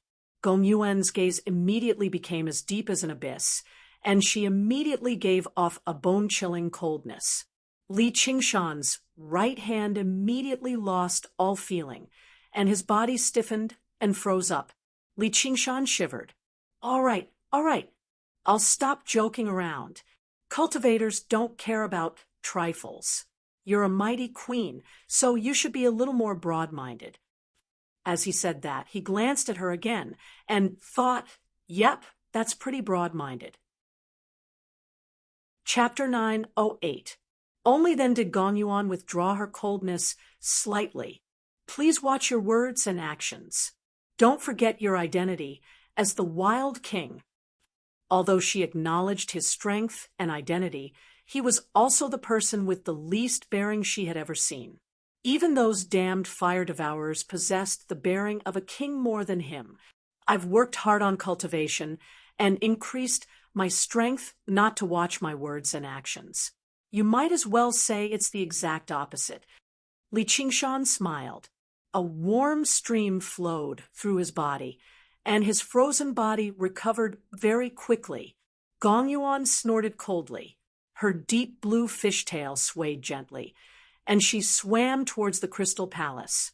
She moved extraordinarily quickly, turning into a winding, blue streak of light in the end. Only then did Li Qingshan realize he had still underestimated her. Her technique of escaping through water was no slower than his flight in the sky. If she swam in the deep sea instead, he could barely keep up. The reason why Gong Yuan wanted Li Qingshan to travel with her was because she wanted his cultivation method. It was difficult for her to lower herself in front of others, so she purposefully spent some time alone with him. It would be more convenient for them to talk. Even if she showed some weakness, she would not embarrass the merfolk queen. However, she had also underestimated Li Qingshan's unscrupulous and willful nature. Before long, the two of them returned to the region where the Crystal Palace resided. Gong Yuan stopped and closed her eyes to sense the waves in the ocean.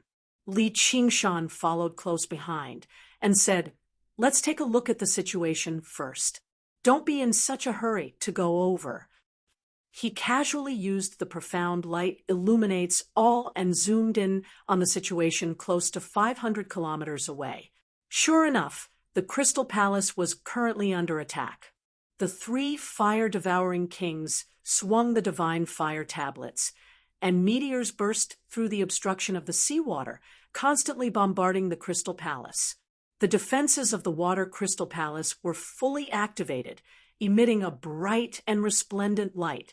Like gentle waves, they wrapped around the fiery meteors one after another, using softness to overcome hardness, continuously weakening the power of the meteors and blocking them.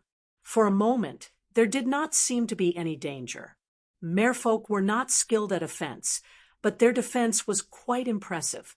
There were even 3 merfolk kings who maintained the formation and carried out some counterattacks.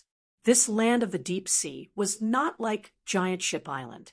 Not only had the merfolk managed it for many years, but the crust was also extremely deep, firmly suppressing the magma in the depths of the earth.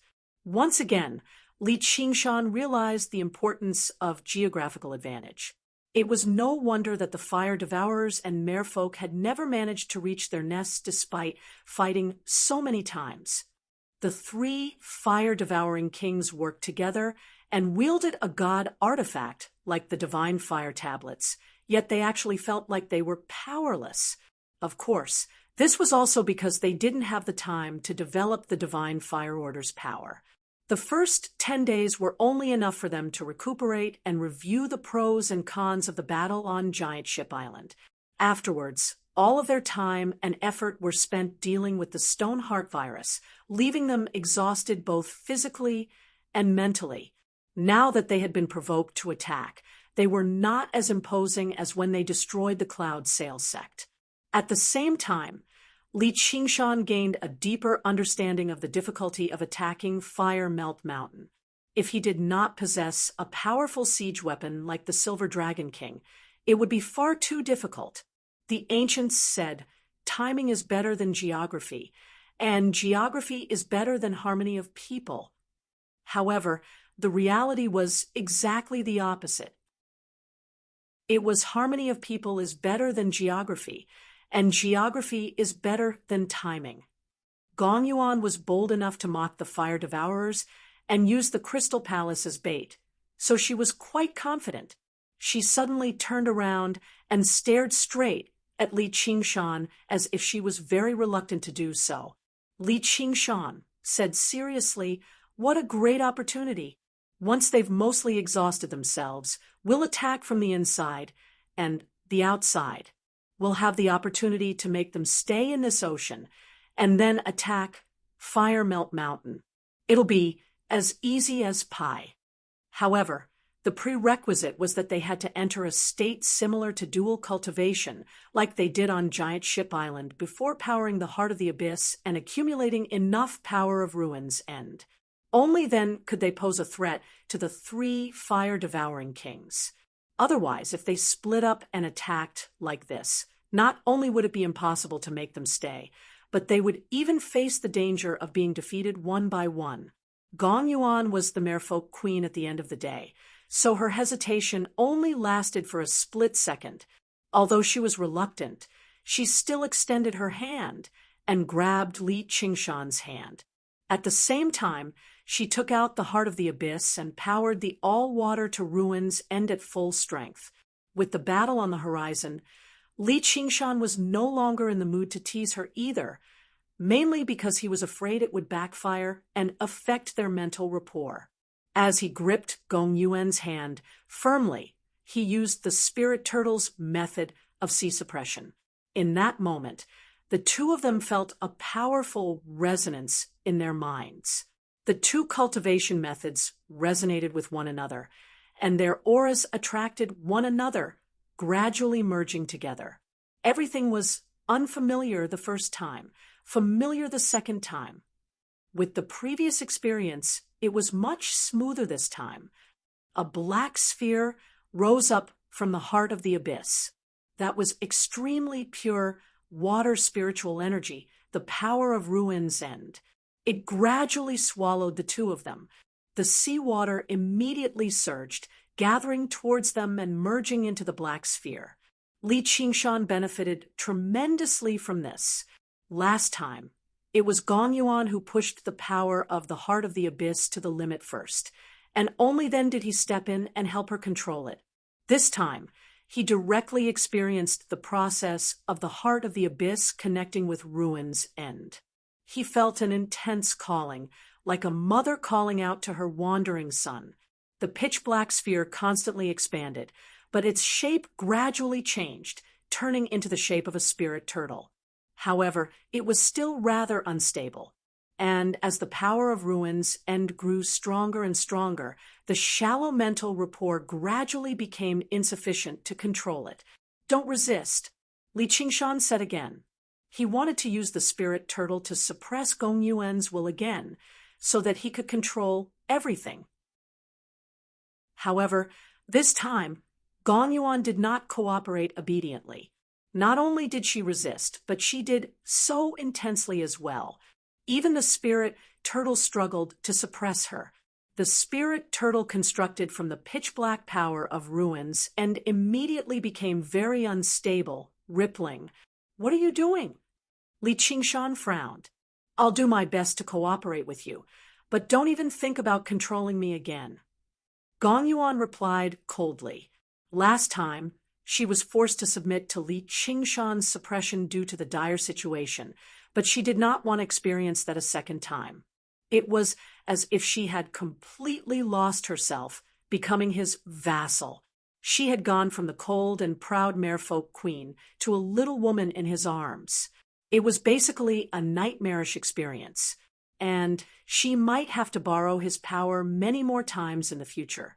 If this happened every time, who knew what kind of influence it would have on her mind as time went on? Perhaps she would be better off being devoured by the will of ruins and dying from qi deviation. This time, she had to wait until the fire devourers had basically run out of power before striking anyway, so she had plenty of time to adjust. She had to change the posture to dual cultivate with them. "Whatever you want." Li Qingshan did not force her, as he had a vague feeling that it would probably be very difficult for him to make the three of them stay this time. Their attacks seemed vicious and frenzied, like retaliatory attacks, but they gave him a feeling like they had not used their full strength. Have they really lost their minds because of their madness? Or are they purposefully acting like this, waiting for us to take the bait, so they can surround us and attack our reinforcements? Don't get distracted. Gong Yuan's reprimand suddenly rang out in his mind. Li Qingshan grinned. Yes, Your Majesty." He could sense that Gong Yuan was constantly adjusting herself to match his mind, but she could not help but want to take over and control Li Qingshan. However, let alone whether he was willing to be controlled or not. Even if he was willing, she did not have the ability. At the end of the day, he was helping her suppress her inner demons, preventing the power of ruins and from losing control and devouring her will. Once she tried to take over, this balance would be upset. Li Qingshan was forced to carefully control such a powerful power of ruins, and once it backfired, it would be no laughing matter. Let alone Gong Yuan, he would suffer too. He said impatiently, "Have you been a queen for too long? Don't always think about controlling me and making me work for you. How many times have I told you? Respect, respect. Do I not respect you enough right now?" Gong Yuan said, angrily. She was irritated by the constant failure of the union. "But you still can't forget your identity, your cultivation, and even your race." Li Qingshan knew that these godlings had a natural sense of superiority when facing humans and demons. Women, furthermore, wealth, and Gong pride Yuan was a are queen all among over your godlings. chest.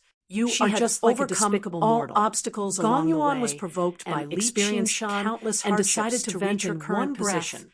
opening was up her no need venomous to tongue. mention This sense However, of pride, to her surprise, at a time Li like Qingshan this, did not it become had angry. instead become a Instead, hindrance. he smiled Gong Yuan and said, could not help but although sink it is a into little thought. extreme, Actually, there is nothing I wrong agree on with the your whole. opinion. Yes, The situation I am on immortal Giant with Ship great Island power. is indeed When I first not a started very good way of cultivating, dual I cultivation. swore that because I the would most drink important fine aspect wine, of dual sleep with cultivation beautiful is women, equality and fight not powerful one-sided enemies. control. It and is slavery. all because of wine, This is women, definitely and not pride, conducive to the unleashing essence our of the greatest great power. Tao. However, And the I philosophy am willing of to life be equal are to just you. tools to Are you willing realize to be these things. equal to me? As for the bearing of an Apologies. expert, In my and the bearing eyes, of an expert, you are just a they are petty person even less than who does bullshit. not know But the so immensity what? of heaven and earth. The first Apart three from things being that Brother powerful, Ox wanted you him have to do nothing else. were to eat meat, You don't drink have any of wine, the bearing that and a kill great people. cultivator or All demon of them king to his should heart's have. content. Was this not the kind of happy life he sought in his life? Gong Yuan was slightly taken aback. She said disdainfully, "Nothing much. I just don't like you. Who's interested in me? We're dual cultivating, not talking about love. I have a wife." Then what do you think we should do? You cultivate the all-water to ruins end and borrow the power of ruins end.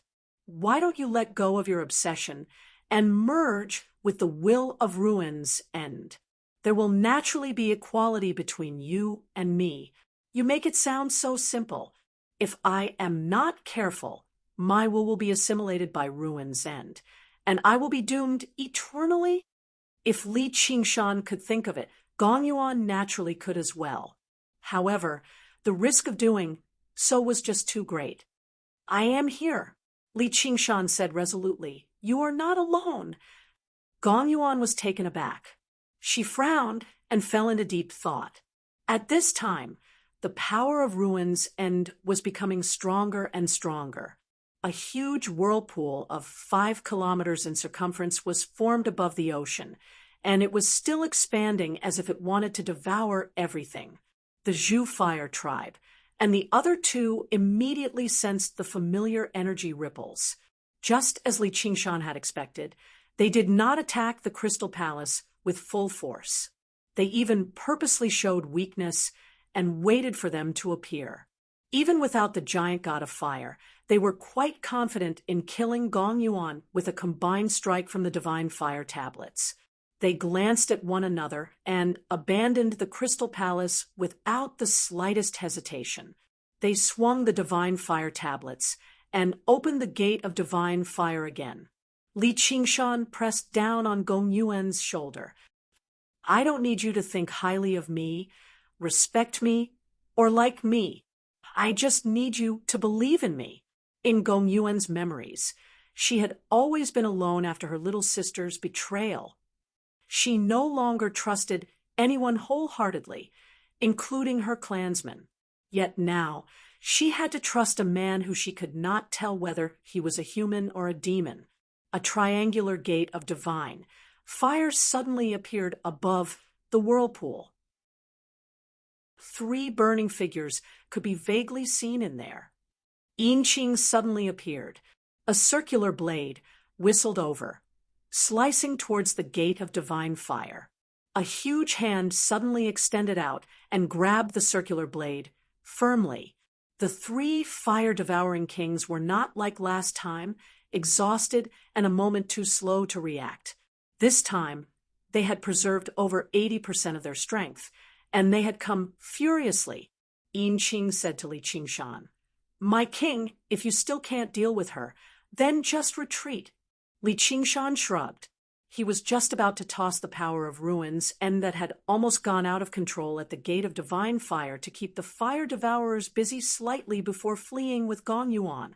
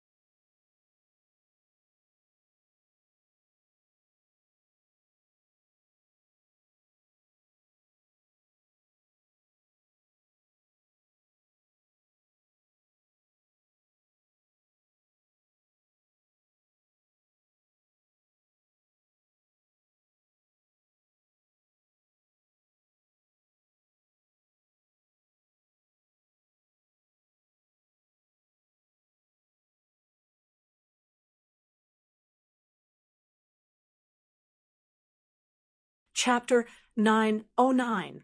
Li Qingshan smiled. Isn't that it? Hurry up, they're coming out. Gong Yuan gritted her teeth. The pitch-black power of ruins spread through her azure eyes, gradually dyeing them black. It was a deep darkness that prevented even a sliver of light from passing through. The entire time, her process of practicing the all-water to ruins end had been like walking on a tightrope over a bottomless abyss. She was constantly afraid of taking a single wrong step and falling into the abyss, doomed forever. Yet now, she was about to leap into the abyss, believing that this man she looked down on could catch her. She rapidly sank into the endless darkness, heading towards the bottomless ruins' end. Suddenly, in that moment, a strong arm wrapped around her waist. At the same time, the man appeared in her mind. They would not attack and smile, but defend. I've caught you. As long as they made she was unable to describe what she was feeling. Reinforcements from the Crystal Palace would arrive. She really hated this man. Coffin of frigid ice. The three fire-devouring kings turtles stepped out of the gate of divine fire. The two of them gazed at the ocean below. Their most powerful defensive techniques. It's still that heart of the abyss. The seawater condensed into ice, actually sealing them in a deep blue when powered at full strength. Pieces of the spirit turtle's large part of the reason shell lit why their ambush failed last time pitch black was because of the tremendous power in the blink of an eye and the heart of the abyss had unleashed appeared at the end of the ocean. There's no need to say anything more. Was at the front. Kill her. While the other two were at the back, Zhu vaguely raised the fire tablet of heaven. It was not as profound as the divine fire pointed it at the sun, but it still seemed extremely true stable. Flames of the sun, because they were afraid of being taken out individually by the fire devourers. Assumed a posture of worship, gathering their surging power on him. They obviously moved much slower. The sun really did shine brightly. Zhu Fen did not even glance at them. With Zhu Fen's action, he continued to stare sun in the sky at the ocean below. At the very fire tablet of heaven as the center, the fire tablet of heaven in his hand shone brightly, expanded, and he suddenly pointed it down of 100 divine ray of the sun. The totem was constructed from golden flames, blinding split into two halves, shot down. There was a fire tablet in the shape of a flame. The sun totem immediately revolving. And it was like the sun in the sky seemed to dim, and worship the sense of danger in Li Qingshan's heart in the wilderness reached on the ocean.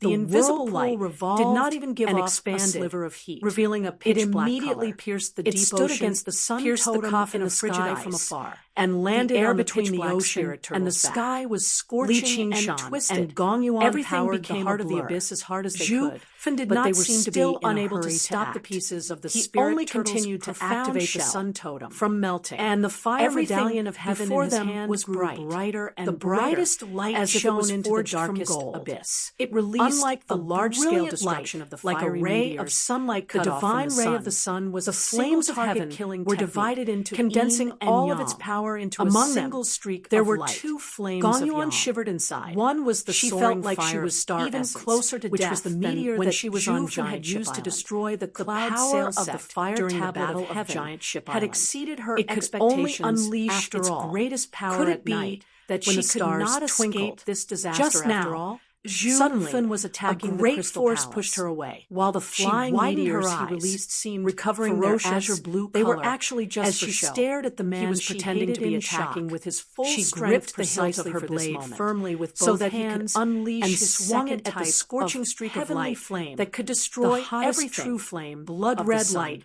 Rushed Li Qingshan and Gong Yuan entered a deeper state of dual cultivation. And even as life were on this strike turned into a pitch-black chance of rebirth on giant gradually stabilizing. So he had not recovered in that moment. Quickly. He felt, although he had broken through, calm and he had not managed to balance as if he had actually become a tiny spirit turtle. The third ability roaming through the endless ruins had not appeared either. And seeing through the flow of the river of fate. If he died, he immediately felt an intense sense of danger. And against as the sun totems constantly revolved, his egg would probably explode in the blink of an eye. And heavier. However, the three fire-devouring kings were working together. There was only delight, yet they still needed so much time to build up and collided with the divine ray planning of the sun. Launching a vicious attack. In that instant, through Li Qingshan's dazzling light drowned out everything. Gong Yuan sensed this at the same time. Gong Yuan's vision turned white as she felt her skin burn. It could be imagined just how much damage Li Qingshan, who had faced this attack head-on, had suffered. She could not help but exclaim, "Li Qingshan!" The three merfolk kings, who had rushed over to help, saw a dazzling streak of light pierce through the ocean. Immediately afterwards, it expanded and thickened. When the light dissipated, a circular hole of 3,000 meters in diameter had appeared in the ocean. The seawater within had not been evaporated, but directly turned into nothingness. Hot air rushed over, and all three paled in fright. They believed that if they were hit by this attack, they would definitely die. Wouldn't that mean that Gong Yuan was dead for sure? However, they immediately sensed that Gong Yuan's aura still existed. They could not help but be overjoyed and hurried over. The expressions of the three fire kings changed as well. They had not thought that they would still not be able to kill Gong Yuan. Zhu Yan said in resentment, "It's that Li Qingshan again." Zhu Zai said, "He actually tried to play the hero and save the damsel in distress. He's finally dead now. What an idiotic way to die. Gong Yuan is right down there. Zhu Yan suddenly paused halfway through his sentence. He was filled with disbelief. A huge, deep hole had been blasted open at the bottom of the sea. Gong Yuan rushed over to the hole and looked down. She cried out, "Li Qingshan!" She was also taken aback. The hole was formed from crystallized earth and rock, while a vicious skeleton stood alone at the bottom of the hole. He gripped a long blade in his hand, which also shone with a metallic luster. The blood-red light on the blade had completely dispersed, just like how his flesh and blood had been stripped away, but he still stood. The vicious skeleton lowered his head and glanced at Tiger's Fang in his hand. His lower jaw moved, and another gust of wind blew past, turning into a great compliment. "Nice blade. He's actually still alive." This was both the fire-devouring king and Gong Yuan's amazement. However, the former was stunned, while the latter was overjoyed. When the divine light of the sun erupted from the tip of Tiger's Fang, Li Qingshan knew he had won the gamble. Perhaps it could not be regarded as a gamble. The spirit turtle had calculated everything. The divine light of the sun was terrifying, but after piercing the coffin of frigid ice and the spirit turtle's profound shell, it had weakened by quite a lot. The purpose of his strike was not to block the power. That was impossible. Perhaps only after breaking through to the third heavenly tribulation, but to release the power that the divine light of the sun had condensed to the limit. The scorching flames of the heavens had devoured all of his flesh and blood, but after breaking through to the fifth layer of the tiger demon, his tiger bones had become even tougher. Under the tempering of the flames of the heavens, not only were they not destroyed, but they even seemed more consolidated. The tiger demon was belligerent by nature. The more powerful the opponent, the more power it could unleash. The extremely dangerous strike had completely consolidated Li Qingshan's cultivation of the fifth layer of the tiger demon. He had gained a deeper understanding of the blade as well. The seawater gushed towards the hole as if the sky was collapsing. Before he was swallowed up by the seawater, Li Qingshan brandished Tiger's Fang and leapt up, charging towards the three fire-devouring kings. "Kill him!" Zhu Yan roared furiously. The fire tablet of man directly smashed towards Li Qingshan's head. With a clang, the blade collided with the fire tablet of man. Zhu Yan felt an unstoppable force surge over, as well as a wondrous power of tremors. He almost lost control of the fire tablet of man. The fire tablet of heaven and the fire tablet of earth crushed down at the same time. Sparks flew. Li Qingshan and his blade took on the three fire-devouring kings alone. Icebound domain. Gong Yuan spread her arms, and walls of ice rushed out from the seawater, sealing off the region. Sealing maze. The three merfolk kings struck out at the same time. A hazy mist immediately rose up between the ice walls, adding another layer of seal. They had to make the three fire-devouring kings stay behind. The three fire-devouring kings stared at Li Qingshan before them. Their eyes seemed to spew fire. They were tempted to smash his skull in with the divine fire tablets in their hands. Forcefully holding back this urge, the three of them communicated with their soul sense and reached a consensus: retreat. The divine ray of the sun had depleted quite a lot of their strength. If they remained here, they might even be in danger of dying. This time, the king of Southern Yu would not come to save them. Urgent, rush of lightning and fire. Zhu Zai turned around and swung the fire tablet of earth. Zhu Fun and Zhu Yin grabbed her shoulder at the same time. Before the mist could envelop them, there was a rumble of thunder, and they turned into a streak of lightning and fire, forcefully smashing through an ice wall and whistling away. Compared to the battle on Giant Ship Island, they still had a lot of strength left over. The icebound domain that Gong Yuan unleashed with her own strength was nowhere close to what it was on that day. There's no need to give chase. Gong Yuan called out to the three merfolk kings who wanted to give chase. These three guys are far too difficult to deal with. Li Qingshan cursed, but he also understood that existences that had undergone the third heavenly tribulation were extremely difficult to kill, let alone the fire-devouring kings who were united as one and wielded divine fire tablets. Right now, he was extremely worried. Even if he destroyed Fire Melt Mountain, would he be able to kill them? Chapter 9:10. Do you think I'm all right? Li Qingshan controlled the stream of wind, which passed through his ghastly fangs and produced a hollow voice.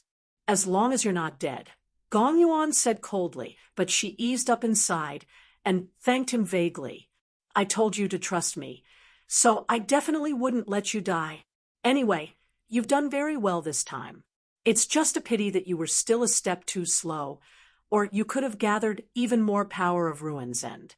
Perhaps you could have forcefully blocked that strike. What a pity, what a pity! Li Qingshan shook his head and sighed. Faced with Gong Yuan's thanks, he felt rather embarrassed inside. If it were not for the fact that he had no face, he might even have blushed. That was because the moment the divine ray of the sun pierced down, his instinctive reaction was to use Gong Yuan as a meat shield while he dodged slightly.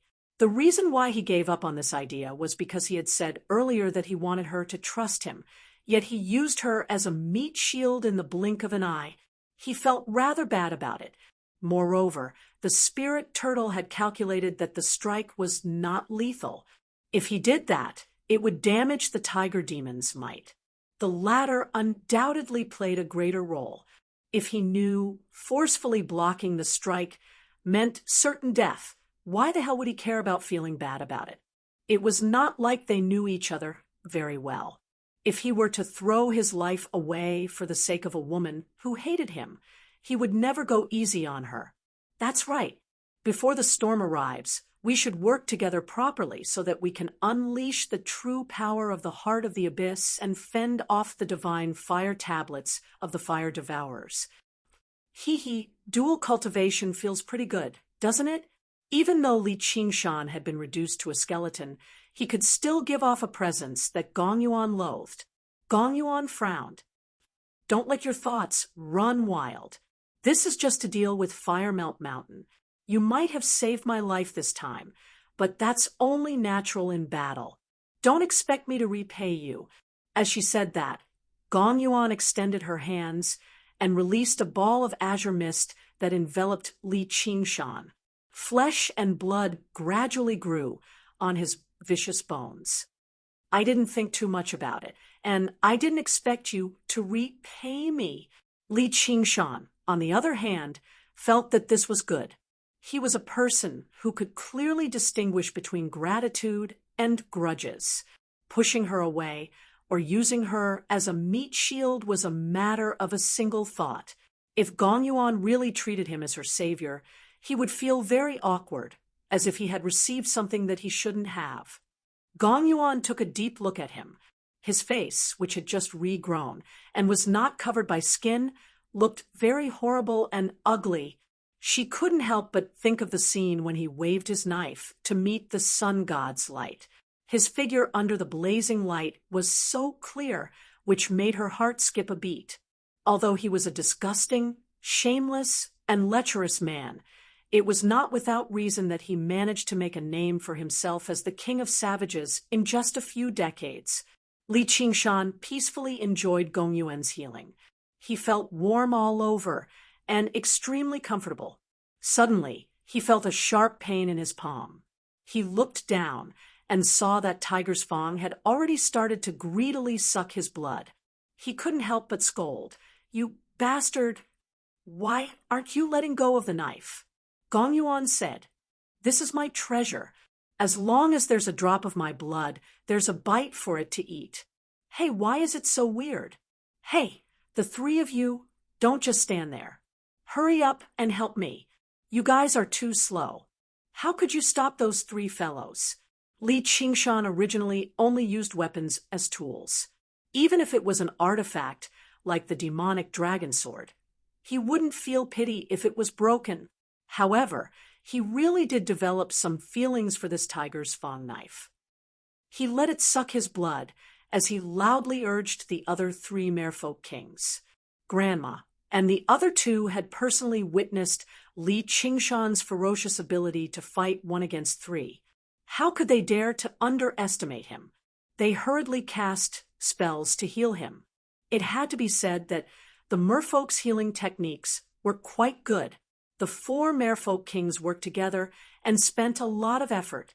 In addition to Li Qingshan's own recovery ability, they finally managed to reconstruct his body. However, his body was skinny and his skin was pale.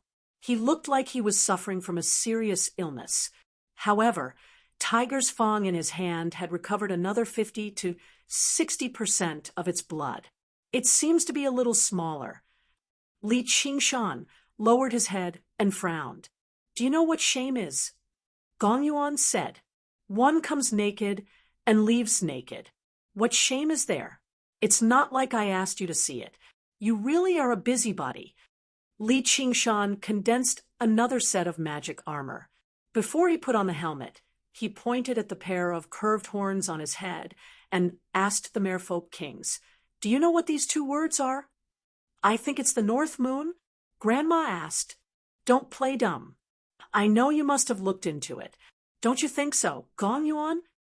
Li Qingshan knew it was impossible for Gong Yuan to not understand the two words after he took off the helmet on Giant Ship Island that day.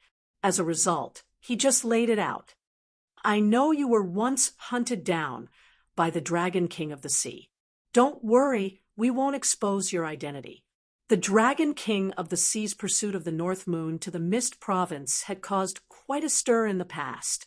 It did not take Gong Yuan much effort to understand his identity. She had also considered using this to threaten him, but he had clearly already joined the Banyan Tree King's side. Even the King of Southern Yu had given up on the idea of killing him. Not only would she not be able to threaten him, but she would instead turn an ally into a sworn enemy. It was far too much of a waste, so she gave up on this idea.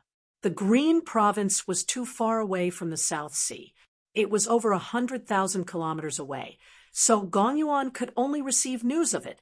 It would only be a few major matters. It would be very difficult to understand the ins and outs, so in the end, he could only consider it from the perspective of his own interests. He would not do anything that would harm others or himself. Since Li Qingshan had made it clear, he might as well give him a guarantee. "All right, as long as you say that. I trust you too."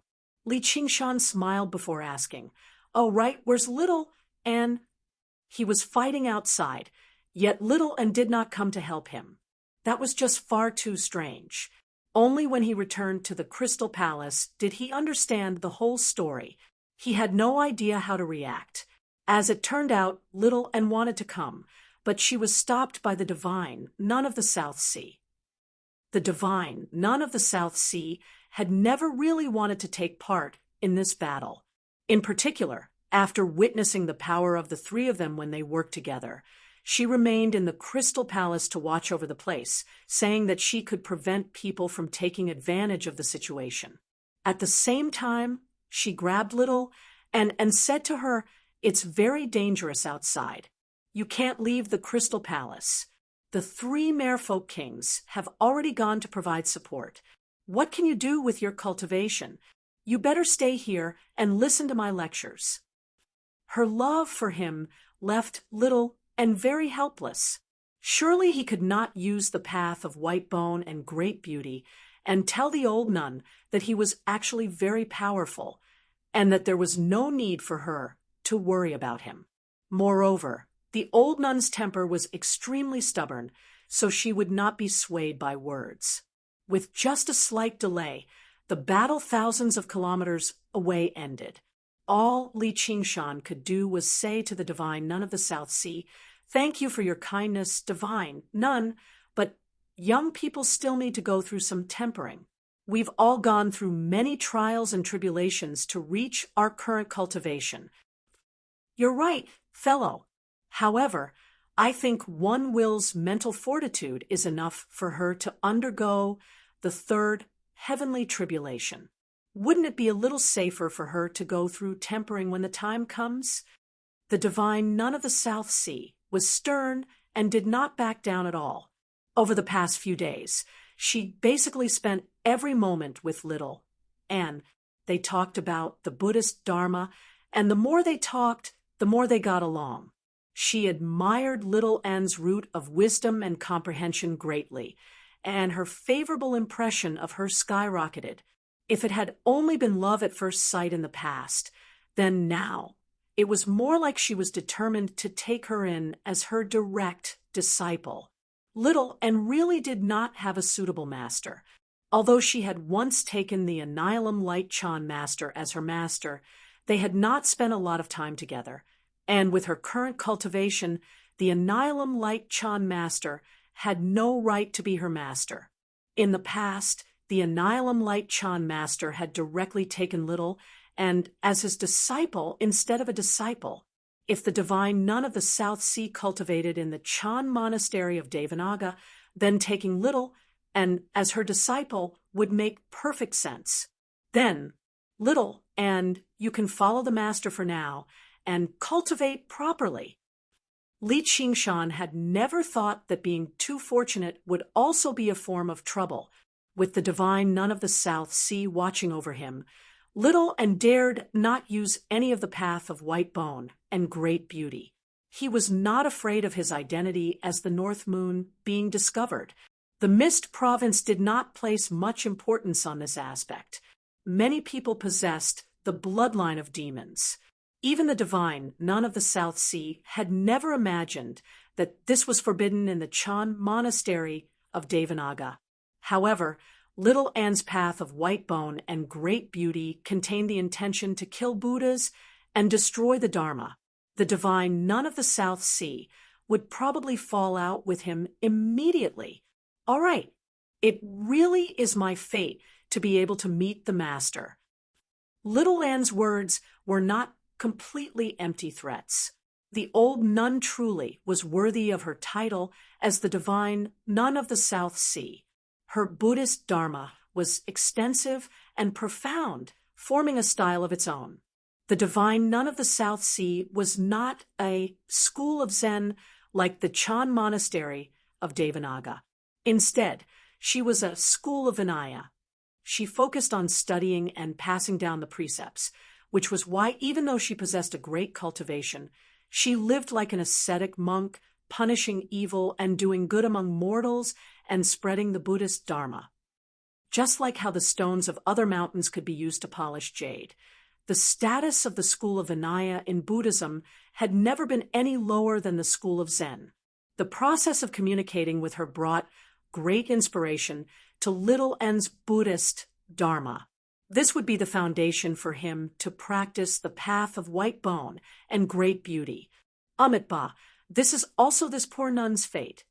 The divine nun of the South Sea smiled knowingly, her gaze towards Little, and was rather gentle without her usual sternness. The school of Vinaya was particular about one precept for every action, and one precept for every action. The precepts were extremely strict. Let alone mortals, even Buddhist disciples would shrink back. Her standards were extremely high too, so she refused to accept disciples easily. She had come across a few decent ones, but none of them could pass her inspection. Now that she had come across a suitable one, she obviously valued him greatly. Li Qingshan and Little and exchanged glances. There was some helplessness in their eyes. At this moment, a mermaid official walked over and bowed. Great King Li, Her Majesty the Queen requests your presence. Li Qingshan bid farewell to the divine nun of the South Sea and followed the mermaid official through the corridors of the Crystal Palace, arriving outside. All he saw was Gong Yuan sitting on the edge of the cliff.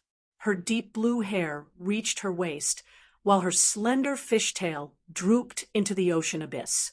She gave off a strange sense of beauty, cold and deep. "What's the matter?"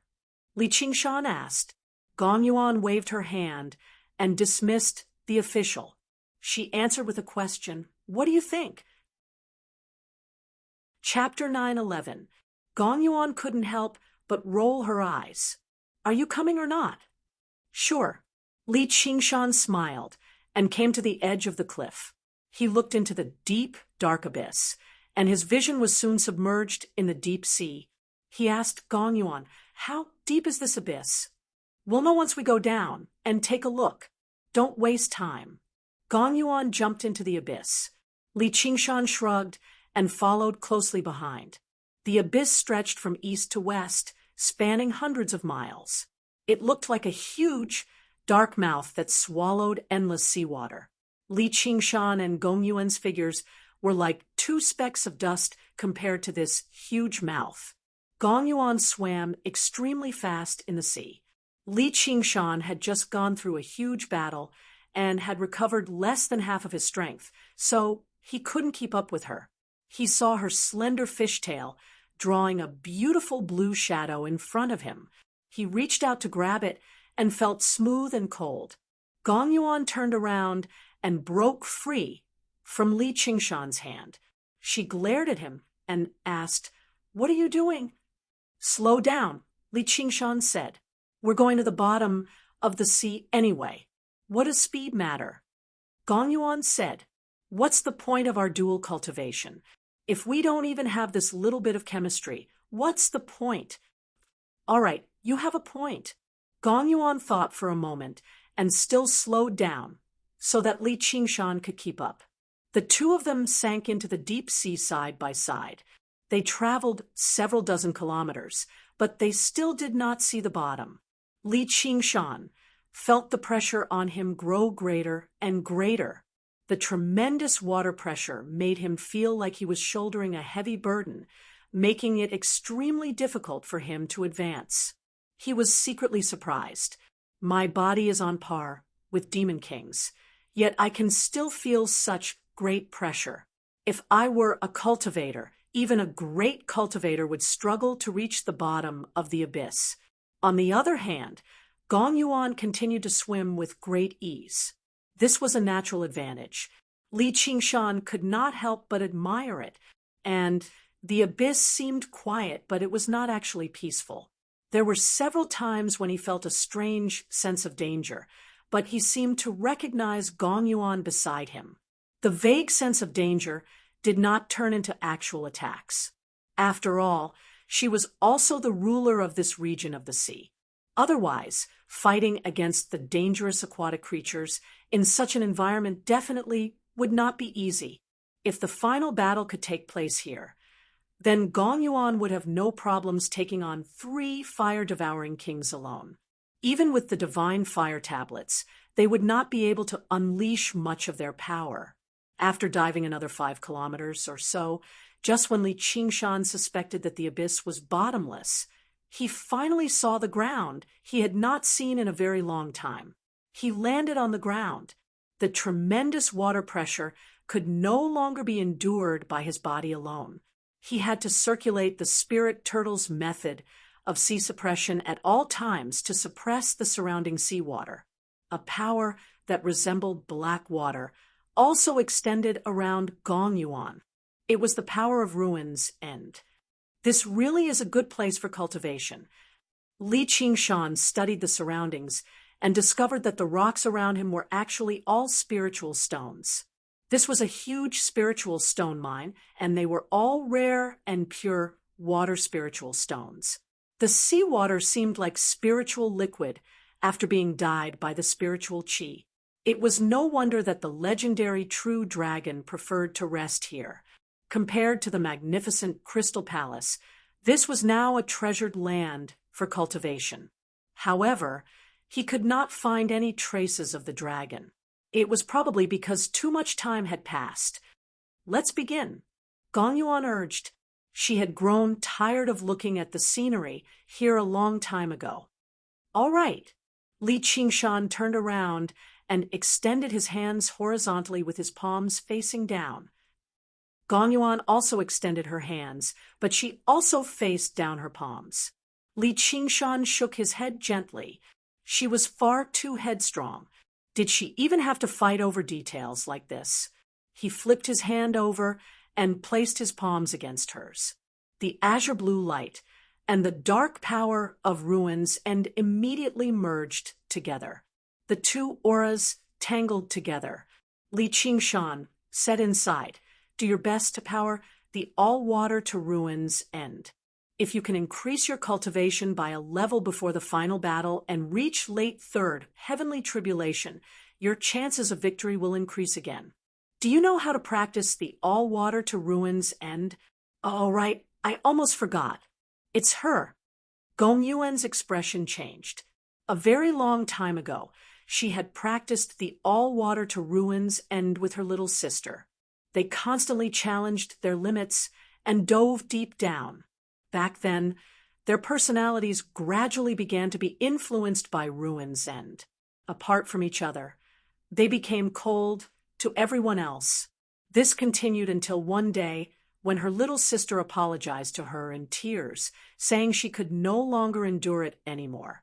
Although she felt betrayed, she still accepted it, as her little sister's personality had always been relatively gentle, unlike her cold and arrogant.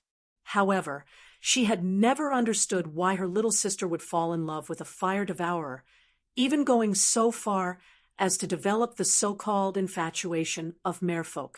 Li Qingshan could sense the deep sorrow in Gong Yuan's heart. He thought, so she's not as cold as she seems. She's just been too deeply influenced by ruin's end. It really hasn't been easy for her to cultivate to this level. Gong Yuan immediately sensed the hint of pity in his heart. She was basically even more embarrassed and infuriated than when he grabbed her by the tail. She forced herself not to lose her temper. This isn't fair. What's unfair about it? The all-water to ruins end is a secret technique of my race. You shouldn't know about it. Then what do I have to do to be fair? Teach me your cultivation method, Yi Fuqian said. I knew it. Big sis, I'm helping you cultivate right now, not you helping me cultivate. If you find it unfair, then forget it. Forget it, then forget it. Yuan immediately pulled her hand back. Even without you, I can still cultivate. If you think you can threaten me with this, then you're gravely mistaken. Li Qingshan was furious too. What am I threatening you with? You're a half-man, half-fish monster. I can't even use you, so what's there to threaten?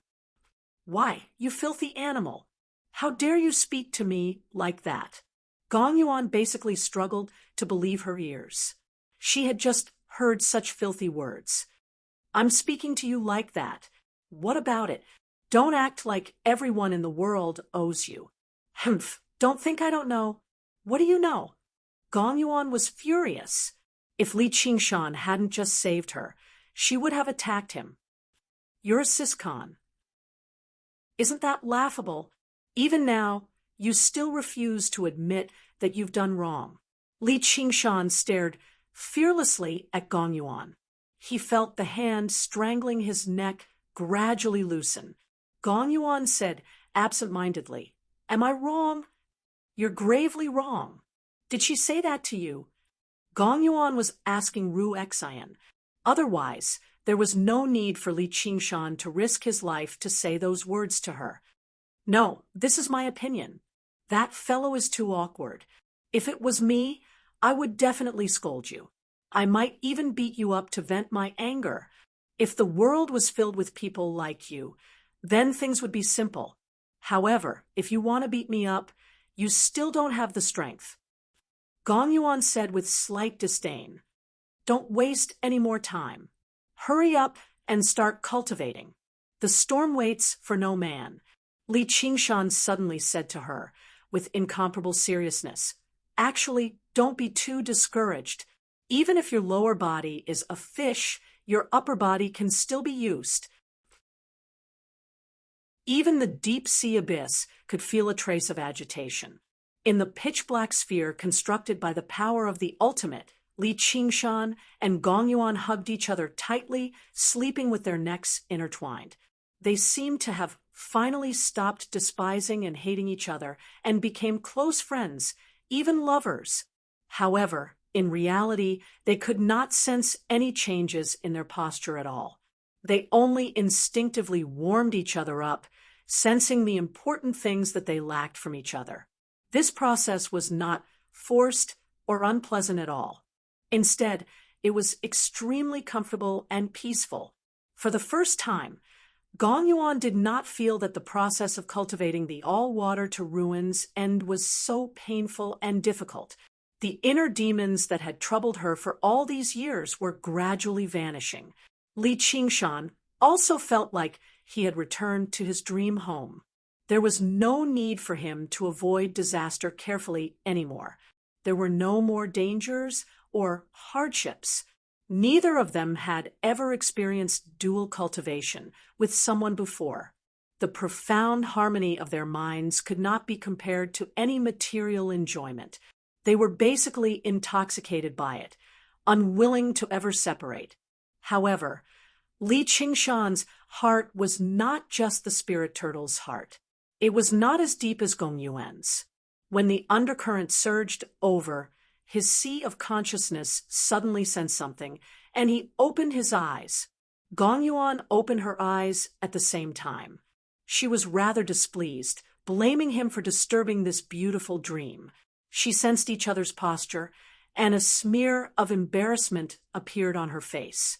At that moment, Li Qingshan basically felt like the person in his arms was not the cold and arrogant merfolk queen, but his newlywed wife. He sensed her struggle to break free, so he hugged her even more tightly. Separated by the thin, silky mermaid silk, he saw her fair skin, her soft chest, and her slender waist. She was enchanting and enchanting. Right now, she was no longer as cold and resolute as usual. She gave up when she could not break free. It was not the first time she had been hugged by him anyway, so she just let him be. But very soon, she understood what it meant to push one's luck. Li Qingshan gazed at the beautiful face only inches away from him. Her smooth forehead, deep eyes, arrogant nose, and the thin lips below. He could not help but sigh. He pursed his lips and suddenly lowered his head to kiss her. Gong Yuan suddenly opened her eyes wide. She could have dodged, she should have dodged, but at that moment his eyes emitted a power that made her calm. She was stunned for a moment, and when she came back to her senses, she had already been forcefully kissed. "I'm going to kill him." This was the first thought that came to her mind. Her 5 fingers had already locked onto his neck from behind, but she could not summon any murderous intent in her heart. They were still in the state of dual cultivation. Li Qingshan originally had the intention of playing a prank. He thought that she would struggle and resist, but it went so smoothly. Even he himself was very surprised. She was not an ordinary person, so it was impossible for her to react in time. She took the initiative to hug his neck, which seemed to prove this point even more. Could it be that in such a short period of time, she has already been conquered by the powerful charm that I emitted? Sigh, I am really an incredible man. Before Gong Yuan had time to summon enough murderous intent to forcefully interrupt this state of dual cultivation, she felt that he was trying to open her pearly white teeth. She was simply going crazy with a kind of complicated emotion. She immediately calmed down and silently said in her heart, "Li Qingshan, do you know what this kiss means to a mermaid?" "What?" Li Qingshan inexplicably had a trace of uneasiness. If she roared loudly and wanted to beat or kill him, he would feel a little more at ease. Vow. What vow? The uneasiness in Li Qingshan's heart became even stronger. To stay together and never be separated. Li Qingshan was so touched that he was about to cry. In the novels he read in his previous life, there were often such plots. If a beautiful woman's face, feet, and bath was seen, she would not marry anyone else. He originally thought that it was all made up by otakus, but he did not expect that such a good thing actually existed in this world. "Are you willing?" Gong Yuan asked in her heart again. Li Qingshan was about to agree, but when he saw her deep and serene eyes, his heart suddenly quivered. "If I agree, what will happen? You have to stay in the South China Sea with me forever. You are not allowed to get close to any other woman, or else I will kill them. And you—" Ice-like determination flashed in Gong Yuan's eyes. Mermaids were famous for being infatuated, but that did not come without a price. That was absolute loyalty, and no betrayal was tolerated. Otherwise, the result would be death. There were many such tragic cases in the South China Sea. The most widely circulated story about mermaids was a beautiful mermaid saved a fisherman who had encountered a shipwreck and fell deeply in love with him. The two of them were fated to be in love. The fisherman said that he wanted to go back to tell his parents that he was safe, but in the end, he did not return. The mermaid fell in love with the moon, thinking about it day and night. In the end, she transformed a pair of legs and came to the land to look for the fisherman. However, she found that he was already married, so she ate the fisherman and returned to the sea with his head. The so-called infatuation originally had many extreme colors, and it was not something that ordinary people could endure. Li Qingshan immediately raised both of his hands and laughed. "Just now, my mind was not too clear. Just now, you are too beautiful and too charming, so I was confused for a moment. Just pretend that nothing happened. Ha ha." Chapter 9:13. Your Majesty, I think this custom of the merfolk is far too outdated. How can something as important as marriage be decided by something as minor as this? I've always respected you very much, Li Qingshan expressed to Gong Yuan very seriously. "Respect me?" Gong Yuan's voice immediately rose an octave. Apart from those damned fire devourers, she had never encountered anyone who disrespected her so much in her life. As a matter of fact, it was possible to say that even the fire devourers respected her, the merfolk queen, even if it was only respect for her enemies. Yeah, basically, Li Qingshan also found what he said to be a little forced, so he extended 2 fingers. "You can't help but admit that I've saved you twice. At the very least, we're still friends because of this, right?" He said sincerely, placing emphasis on the word friends. "Hee, so there are times when you're afraid too." A mocking smile appeared on the corner of Gong Yuan's lips. She had grown accustomed to his fearless and unbridled attitude, so this was quite a novelty to her, which also made her a little surprised and furious. "Afraid? What do I have to be afraid of?" Li Qingshan let out a few dry laughs. He did regret it slightly. He should not have provoked her too much.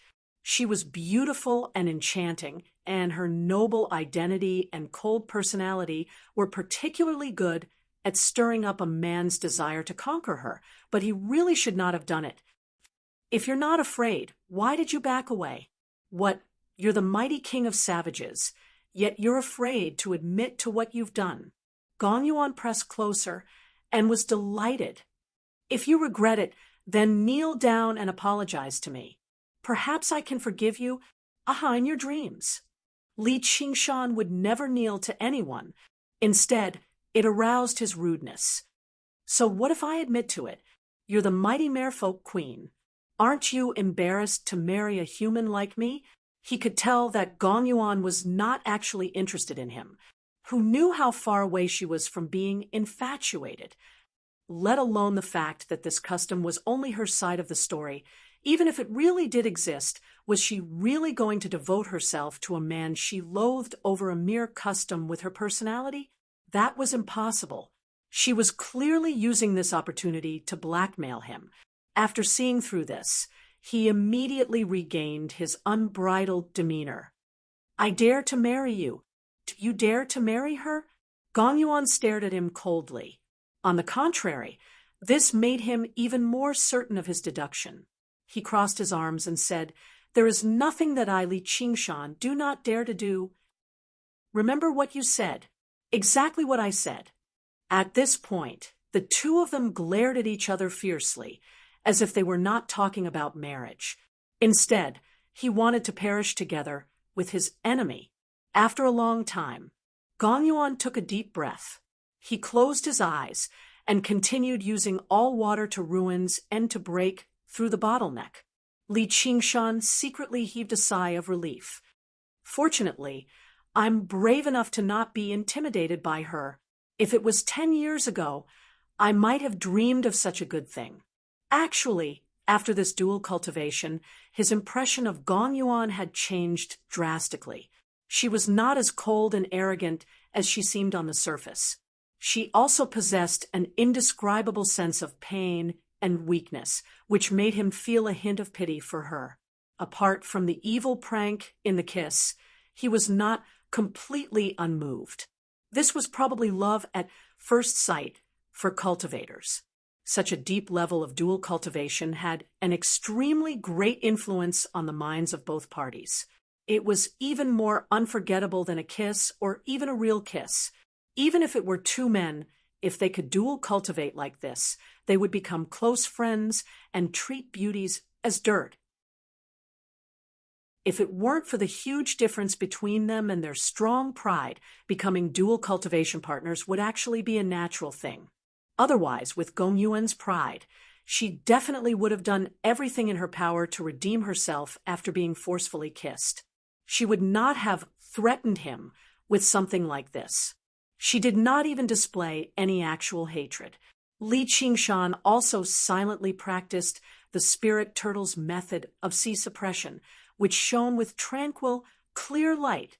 It passed through the pitch-black power of ruins and shone on Gong Yuan. Gong Yuan opened her eyes slightly and glanced at him before closing them again. The power of ruins end was withdrawn and condensed, rapidly absorbed by her. Her entire body was covered in a layer of black ripples. A long while later, the black water dispersed, completely fusing with her body. She suddenly opened her eyes, which had become pitch black and deep, like the heart of the abyss. Not only did her aura not grow stronger, but it became even deeper and more withdrawn instead. Surging water spiritual energy gathered towards her. Congratulations! Li Qingshan knew that she had finally broken through the mid-nascent soul realm and reached late-nascent soul realm. If she continued like this, reaching the peak was only a matter of time. There was even a chance for her to ascend. Suddenly, his ears perked up. He could vaguely hear the roar of the wind and the roar of thunder from the distant surface of the ocean. The undercurrents became more and more turbulent. The storm was currently passing through. Gong Yuan stopped her cultivation method, and the color of her eyes turned back to a deep blue. She raised her head and said, It's time. That's right. Today is the day we take down Fire Melt Mountain. Li Qingshan smiled. The dual cultivation during this period had brought him many benefits. His body and mind had completely recovered. Even the tiger's fang on his waist had absorbed enough blood. "Don't forget what you said," Gong Yuan said gently. "Don't worry, I won't forget. I'll be waiting for that day." Li Qingshan was already certain that she was trying to scare him, so he did not care at all. His attention had already been drawn away by the upcoming battle. He was eager to try it out. "Let's go." On the cliff behind the Crystal Palace, the three merfolk kings were currently waiting, discussing whether they should go down or not. They were afraid that Gong Yuan would miss the time to set off, but they were stopped by Granny. "Yuan-er's cultivation is more important. The storm this time is a once-in-a-century event. Once we miss it, who knows when we'll have to wait for the next one. Undue delay is fraught with problems." The merfolk king, who seemed like a middle-aged man, said with some worry. Not only was this an opportunity for Li Qingshan to take down Fire Melt Mountain, but it was also a heaven-sent opportunity for the merfolk. It was not just the storm. There were two powerful reinforcements in the King of Savages and the Wind Gale King, and the Divine. None of the South Sea had agreed to assist them too. If they waited another century, who knew what would happen to the situation again? Granny frowned too. She leaned on her cane and gazed into the abyss. Suddenly, she riled up. "They're here." In the sea abyss, a current surged upwards. Li Qingshan and Gong Yuan arrived side by side. Although they maintained a slight distance, their auras were connected, so they moved with startling speed. In the blink of an eye, they rushed off the cliff and did not stop, flying straight towards the surface of the sea. Gong Yuan's voice rang through the entire region of the sea. "Take down Fire Melt Mountain and destroy the fire devourers today." In the Crystal Palace, thousands of merfolk called out together. "Take down Fire Melt Mountain and destroy the fire devourers." The three merfolk kings glanced at one another. They were all in high spirits, following closely behind her. Several thousand merfolk warriors who had been waiting for quite some time rushed out of the Crystal Palace and fell into a battle formation, following their kings into battle. On a square tower, the Divine, none of the South Sea, said sternly, "One will, since you insist on going, I can't stop you. However, don't stray too far away from me, all right?" "Yes, master." Little and gave up on fighting. He planned on just using the chant of Devanaga to hold the fort. Chapter 9:14. Li Qingshan charged out of the surface of the sea alone. An extremely majestic painting unfurled before him. The sea was furious. The waves surged, and the mountains piled up. The sky was furious, the rain poured down, and the thunder roared. He felt at ease, and he could not help but let out a great roar. He flapped his wings of wind and dove into the storm. Ji Changfeng rode the whirlwind and flew through the storm. His green robes and white hair fluttered in the wind. From time to time, he would swing the Philian flag, and gusts of wind would whistle out. Although he was known as the Wind Gale King, he was insignificant compared to the power of the entire storm. However, he understood the habits of the wind very well. Over the past few days, he had been following and observing the formation and expansion of the storm. Every single gust of wind he sent out would hit a critical point, changing the direction of the storm ingeniously. Although it was only a millimeter's difference, it was truly 1,000 kilometers away when it was 5,000 kilometers away. Suddenly, a figure flew over in the storm. The whistling storm failed to affect his speed. Instead, it made him even faster, arriving before him in the blink of an eye. "He's here." Ji Changfeng looked at Li Qingshan in great surprise. Originally, he thought Li Qingshan was just joking when he said he could lend him a hand. However, Li Qingshan's control over the wind had far exceeded his expectations. "He's here." Li Qingshan nodded. With some guidance from Ji Changfeng, Li Qingshan understood how to influence the storm. He opened his mouth and spat out a gust of wind, which whistled through the air for over 5 kilometers. It was no weaker than Ji Chongfeng's gust of wind from the Philian flag. Instead, it gave him greater control over the wind like it was his own arm. Demons did not know as many techniques as humans, but they possessed an innate advantage when it came to grasping their innate abilities. The tiger demon's mastery of the wind. The tiger demon was currently at the 5th layer, so it was even more powerful than the spirit turtle. Nice. Ji Chongfeng could not help but praise. Originally, he found it rather difficult to control the direction of the storm, but he was willing to pay any price for revenge. Now that he had a powerful ally, he was completely confident. Ji Chongfeng gave Li Qingshan even more detailed guidance. That gust of wind just now should turn another 500 feet to the southeast and cut in along with the rotation of the storm. After all, Ji Chongfeng had lived in the South Sea for 1,000 years. The way the storm worked, he had a deep understanding of the nature of wind, and he had his own views on it as well. With the Wind Gale King's hands-on teaching, Li Qingshan had a deeper understanding of the wind. The wind is formless and traceless. It was vast and mighty. It operated all the time, and its nature was very different from that of water and fire. The fire master rises, the wind master circulates. After breaking through to the 5th layer of the tiger demon, he never had the time to stabilize his cultivation. Now, he took this opportunity to rapidly absorb and learn, constantly adjusting the flapping of the wings of wind. He felt as if he had turned into the wind, dancing freely between heaven and earth, unrestrained and unrestrained. Once the wind lost its freedom, only death awaited it. His lack of demon chi had always been his greatest shortcoming.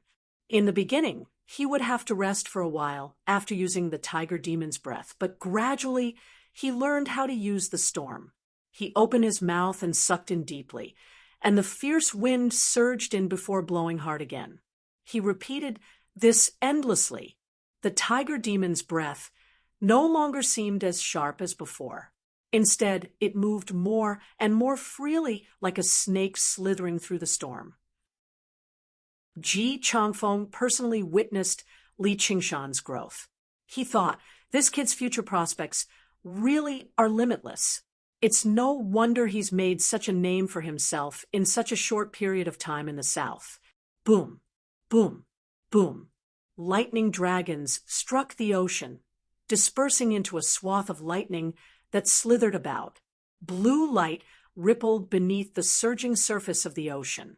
Gong Yuan led the merfolk along with the surging ocean currents, advancing with the storm. It made the storm seem even more magnificent. The storm sped towards the north as if it could devour the world. Yi Duanhai stood with his hands behind his back between the ocean and the sky. The sea breeze lifted up his cloak, and the ocean below began to surge. A line of dark clouds climbed up from the surface of the ocean, rapidly piling up into a mountain and sweeping over like a blanket. A streak of fogbow light flew over. Yu Wufeng said, "Master, you should return to the sword pavilion," Yi Duanhai said without even looking back. This battle was extremely dangerous. Even as a great sword cultivator, he could sense the danger. Wufeng is willing to go into battle with Master. Yu Wufeng rarely disobeyed his master's orders. Then come, Yi Duanhai cut right to the chase. The path of a sword cultivator naturally had its own persistence and pride. In the storm, Li Qingshan clasped his hands at Yi Duanhai from afar. He turned around and called out, little, and immediately understood. He took out the Blood Oath scroll and gently swiped across the first blood shadow with his index finger. The blood shadow rapidly faded away. Yu Wufeng felt his heart ease up, dispelling the invisible restraints. His heart was filled with a myriad of emotions before he made up his mind. He saw the gateway to the third heavenly tribulation. Before they were swallowed by the storm, the master and disciple rushed into the sky on their swords, arriving above the clouds. As far as the eye could see, the storm had yet to completely cross the surface of the ocean. They could not help but sigh inside. The power of the world truly was unbelievable. The storm had always been a once-in-a-century occurrence, but under Ji Changfeng and Li Qingshan's encouragement, it grew stronger and stronger, heading straight for the 9 provinces. On the shore of the South Sea, the towering trees suddenly began to tremble. The fierce wind whistled over, becoming more and more violent. The sun in the sky was gradually swallowed by the dark clouds. The surroundings became gloomy, filled with the roaring of the wind. Even the thunder seemed to lose its sound. It could only flash again and again to prove its existence. The moment the storm reached the shore, thousands of trees were destroyed, crushed, and uprooted. Li Qingshan unleashed the profound light illuminates all and gazed at Fire Melt Mountain 500 kilometers away. Are you ready? On Fire Melt Mountain, the 3 fire-devouring kings overlooked all the fire devourers. Every single fire devourer wore a fiery red ribbon on their head. This was the fire devourers' etiquette for mourning for their loved ones. The plague had killed over 60% of the fire devourers. The weaker the children and the elderly, the more difficult it was for them to survive. The flames of fury burned in every single fire devourer's eyes. Their fiery hair surged like torches. The ribbons made from fire cloth became bright red in the flames, like blood. The merfolk are coming. Zhu Yan sat on a fiery red rock, and only said that with his head lowered. What responded to him were thousands of furious roars, like thousands of erupting volcanoes. There was no need for any motivation or encouragement. Fury and hatred were the best fuel, making every single fire devourer's heart burn so hot that it almost melted. Zhu Yan rubbed his forehead. Between his fingers, his eyes shone like fire. All he saw was the dark clouds leaping over the southern horizon, sweeping through everything along the way as easily as they could, casting down the shadow of war. Zhu Fen let out a furious roar and leapt into the horizon. He pointed the fire tablet of heaven at the twinkling stars in the distance. Thousands of sparks rose into the sky, lighting up with thousands of scarlet stars. The stars became even more resplendent. Zhu Zai patted Zhu Yan's shoulder and flew down from Fire Melt Mountain. She knelt on one knee and stabbed the fire tablet of earth into the ground. Rumble! The ground began to shake violently. Boom, boom, boom. Every single volcano in the 400 kilometers of Fire Melt Mountain began to erupt. The ground cracked and magma flowed. Many new volcanoes even formed, destroying and swallowing the structures one by one and turning it into a burning sea of fire. For this battle, the fire devourers had already cast aside everything. They were determined to die with the enemy. Only the main peak of Fire Melt Mountain remained silent, as if it was brewing something. Zhu Yan suddenly gripped the fire tablet of man firmly. A roar rang out from the crater behind him, drowning out the sounds from the erupting volcanoes. A huge scarlet hand suddenly grabbed the edge of the crater, and soon afterwards, a huge head the size of a small mountain extended out. It had a simple face and a furious expression crawling out of the crater. Its scarlet red body was as large as a mountain, with 2 fire dragons coiled around it. The fire devourers all knelt down and called out the name Zhurong. This happened to be the giant god of fire that Li Qingshan had once fought against, except it had a clearer face and an even larger body, as well as unprecedented intelligence, or in other words, divine nature. The giant god of fire opened its mouth, and the surging flames whistled in. Its chest swelled up, and it suddenly erupted with a furious roar that could shatter the world. Fight! Fight! All the fire devourers bellowed out together. Zhu Yan stood up and glanced at the south deeply before turning around and throwing himself into the giant god of fire's body. In that instant, the giant god of fire's face became clearer and clearer, vaguely resembling Zhu Yan's. Its body became even more solid, as if it was alive. It leapt out of the crater of the volcano and stood in the sea of fire. In that moment, the sea of fire within 400 kilometers seemed to gather towards it. The two fire dragons let out loud cries. The storm swept over, obscuring the starry sky and swallowing Fire Melt Mountain in a single gulp.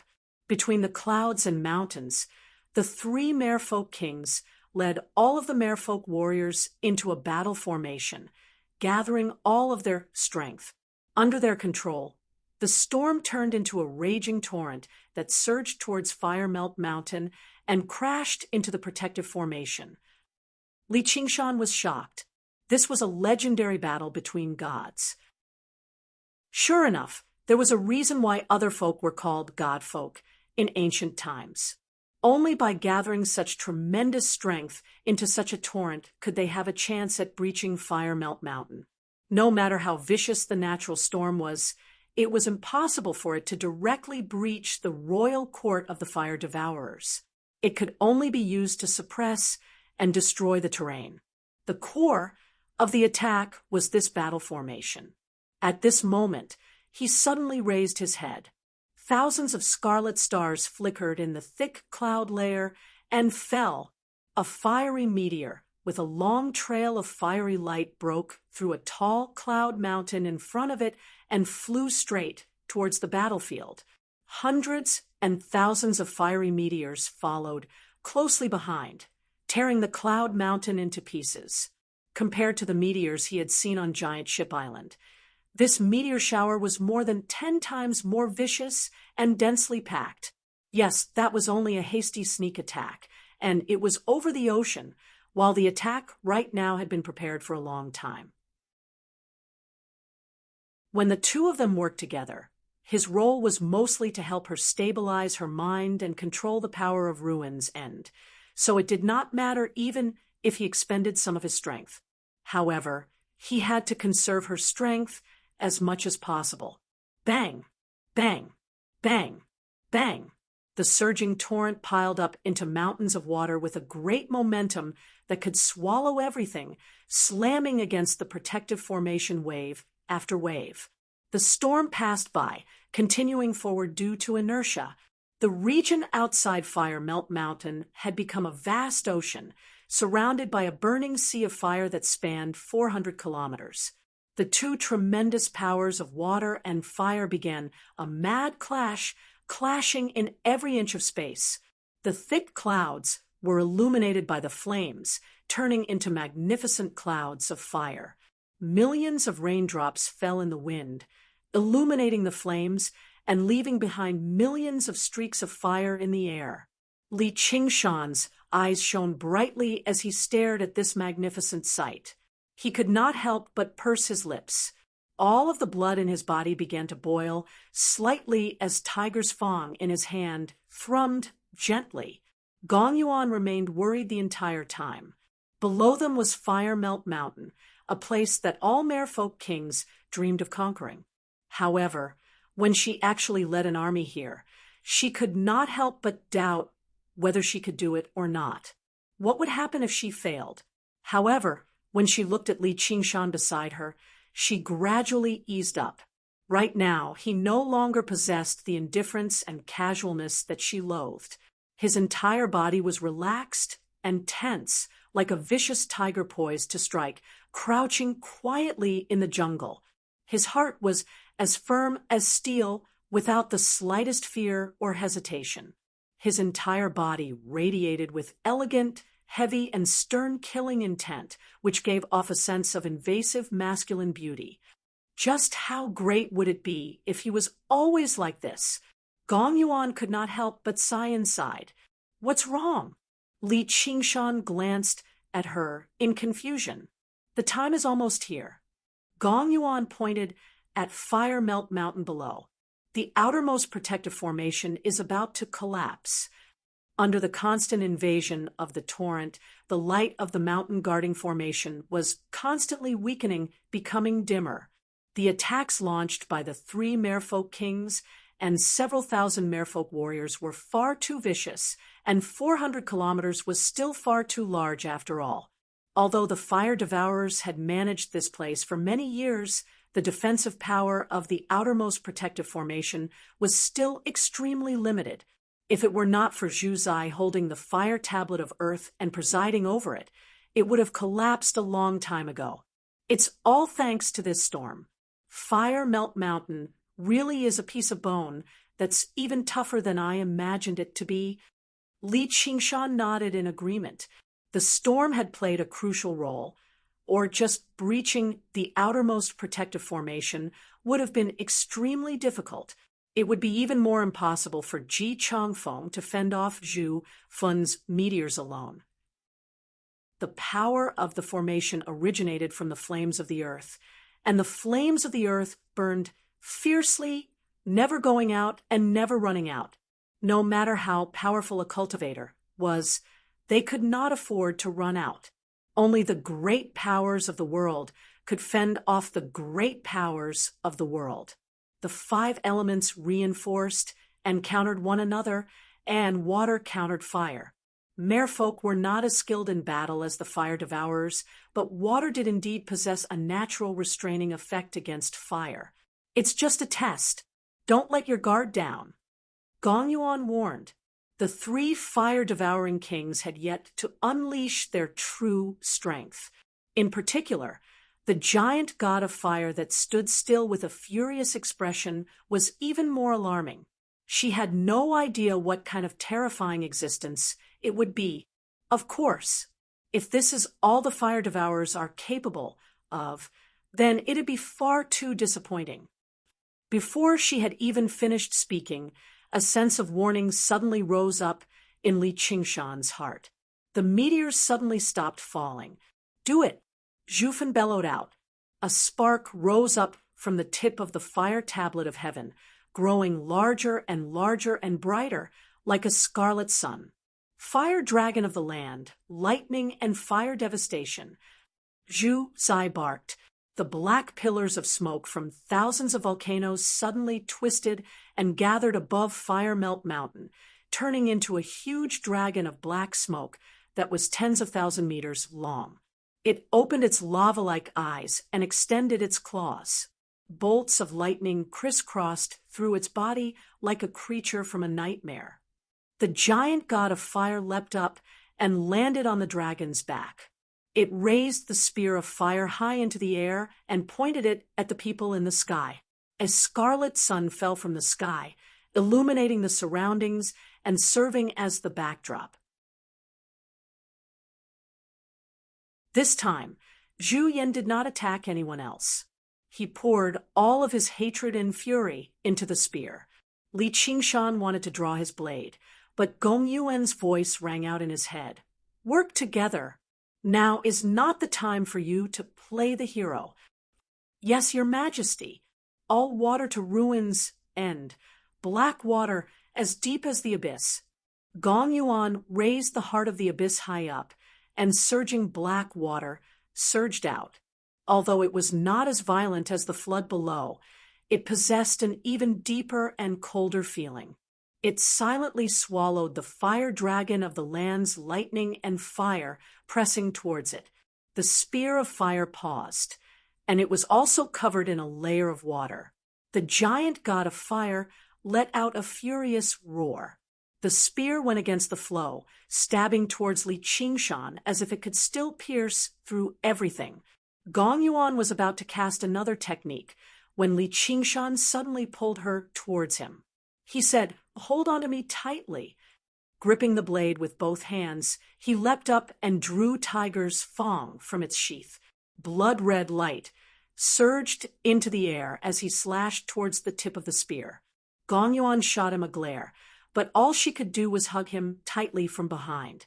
She chanted, "All water to ruins end. Droplets of water turn to ice."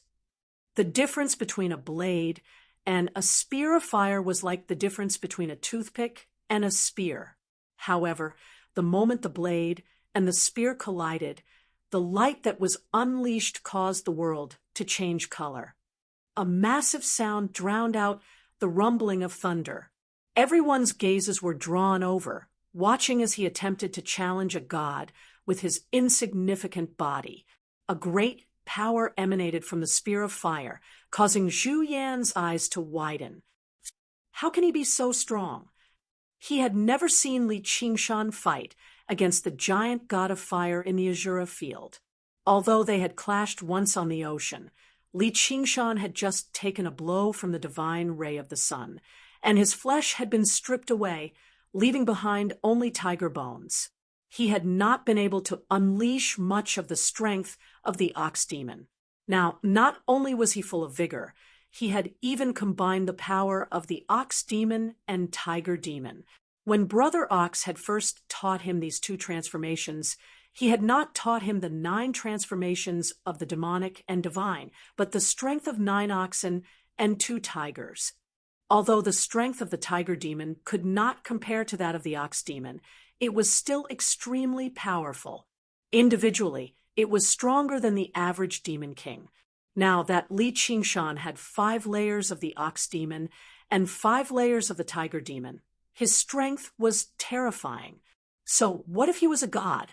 Under everyone's incredulous gazes, the spear of fire's attack was thwarted and stopped. With a roar, Li Qingshan swung his blade with all his might, and the spear was actually deflected. Even Gong Yuan, who was closest to Li Qingshan, did not expect him to be able to do this. However, she felt that it was only right. Her body and mind were closely connected, and she could clearly feel the tremendous power rolling and flowing, turning into an unstoppable flood. She naturally would not let go of this opportunity. The surging black water had already condensed into rhombus-shaped black ice.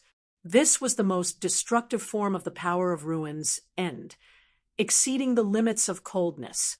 It was even more difficult than condensing 10,000-year-old ice. Like a black rain of ice, it shot towards the chest of the giant god of fire. Where Zhu Yan was, the fire dragon of the 8 regions suddenly raised its head, opened its mouth, and swallowed the black rain of ice before biting towards Gong Yuan and Li Qingshan.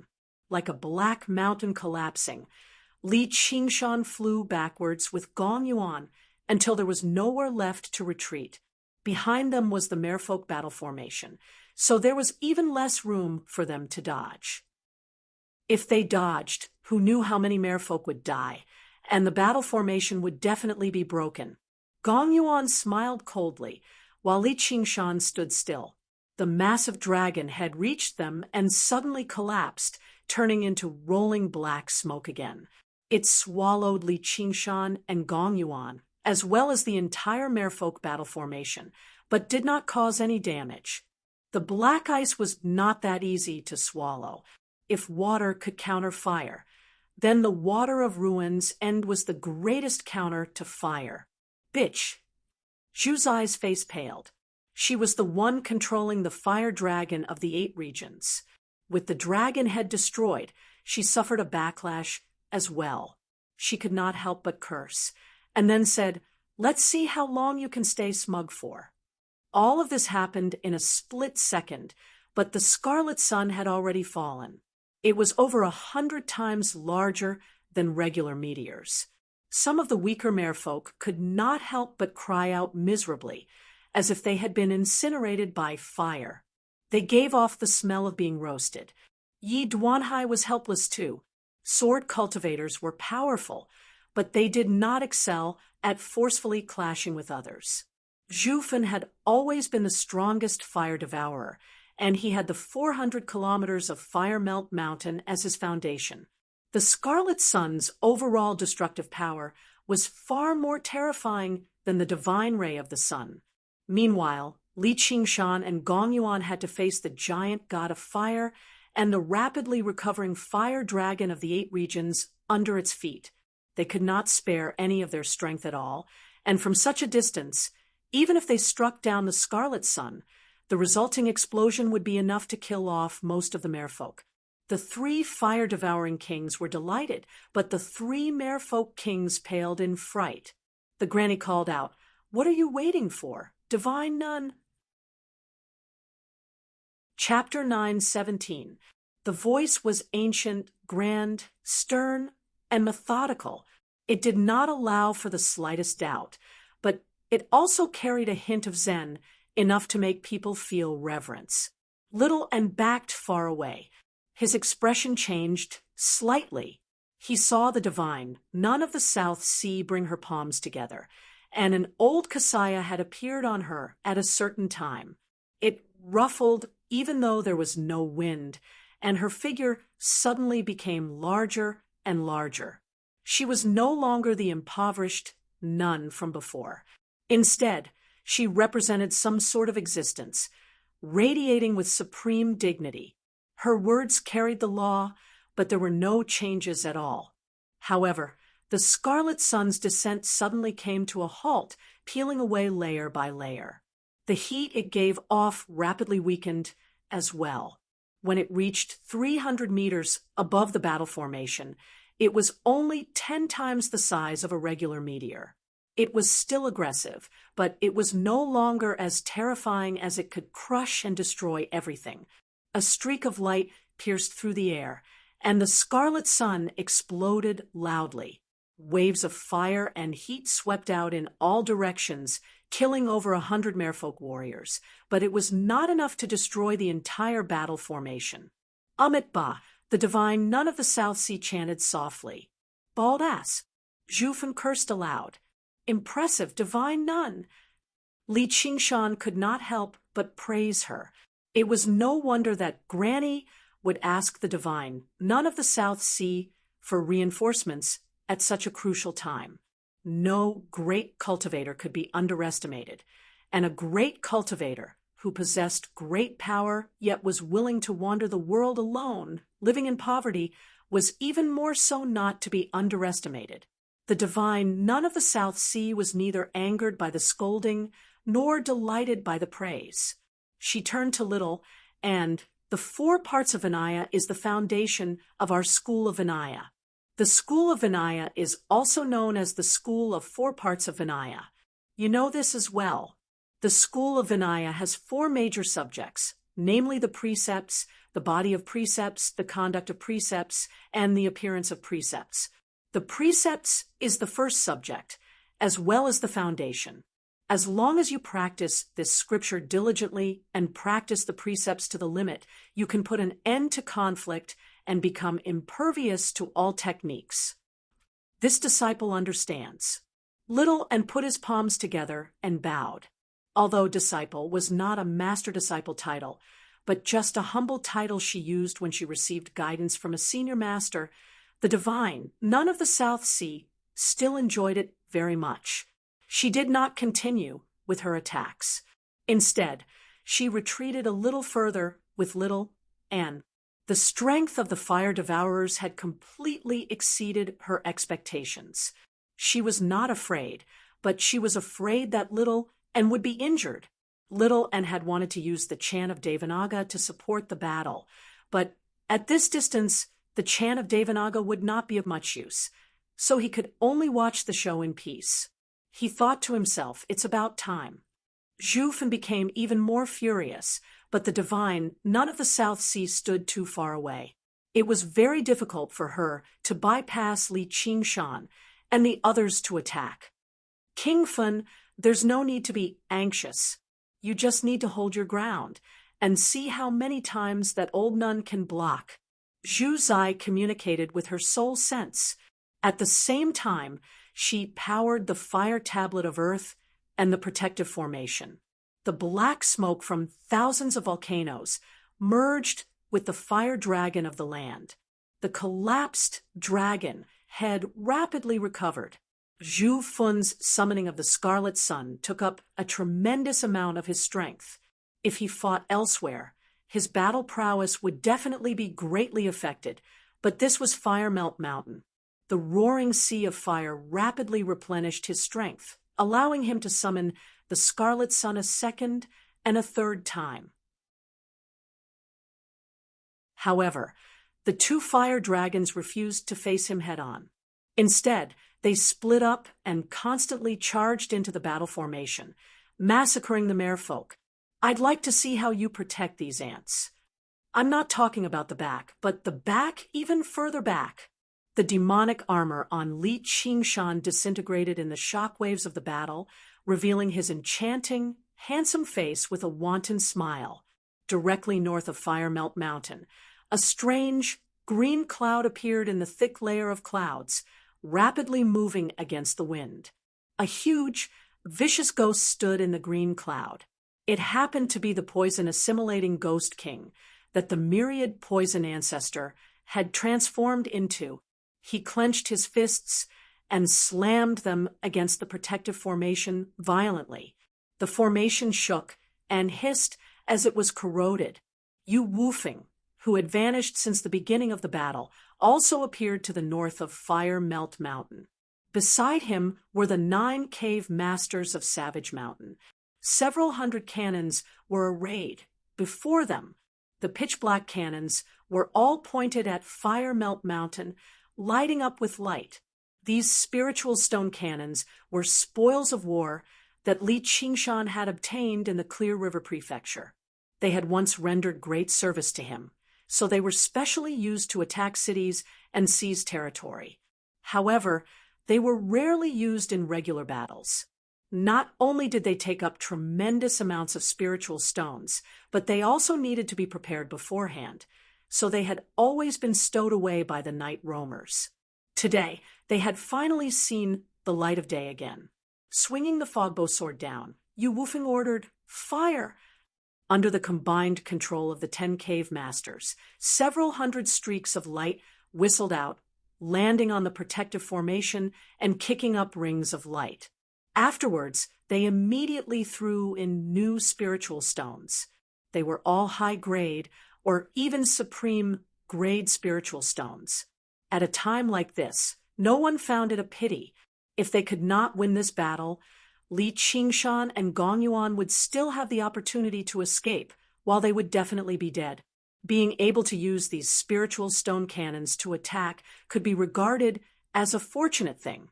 Only by preserving their own strength as much as possible could they increase their chances of survival. Myriad Poison Ancestor. Zhu Yan was both surprised and furious.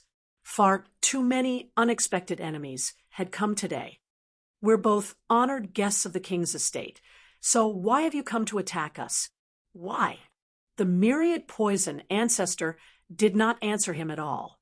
He focused on attacking the protective formation, which was like the final straw that broke the camel's back. Under the constant attacks of the poison-assimilating Ghost King and the spiritual stone cannons, the protective formation that had already been teetering on the verge of collapse finally reached its limit. There was a faint crack, which rapidly turned into an earth-shattering rumble, unleashing dazzling light. The light dispersed, and the 400 kilometers of Firemelt Mountain was finally laid bare before the storm. Torrential rain poured down, landing on the Sea of Fire and landing on the fire devourers. The protective formation had lasted until now, not because of Zhu Zai's power alone. Instead, it had gathered the entire fire devourers to fend off the Mere people. But now, what they had been supporting the entire time had suddenly vanished. Their fervent expressions froze. Under the fierce wind, the Sea of Fire suddenly flared up, but that was only the final radiance of the setting sun. The surging flood swept over, rushing into the Sea of Fire like a hot knife through butter.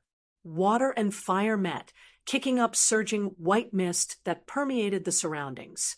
For a moment, even the storm was unable to disperse it. The 3 Merfolk kings, led by Granny, were all overjoyed. Chapter 9:18. Precept of 4 parts, Body of Precepts. The old, stern voice rang out once again. In Li Qingshan's ears, it was like a heavenly melody. The giant god of fire that lunged over crazily suddenly had its blazing hair cut off inch by inch, as if an invisible pair of scissors was shaving its head and accepting its precepts.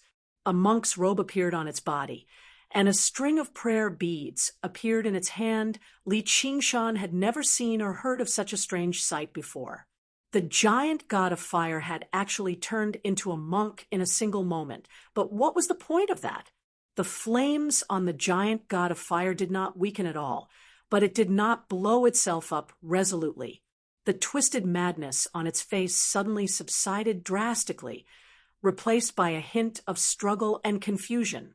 Zhu Yan felt the killing intent in his heart vanish, and an extremely strange feeling of benevolence arose within him instead. He regretted all the evil deeds he'd done in his life. At this moment, he couldn't even bring himself to kill a bird, let alone so many living beings. Using this opportunity, Li Qingshan and Gong Yuan backed far away.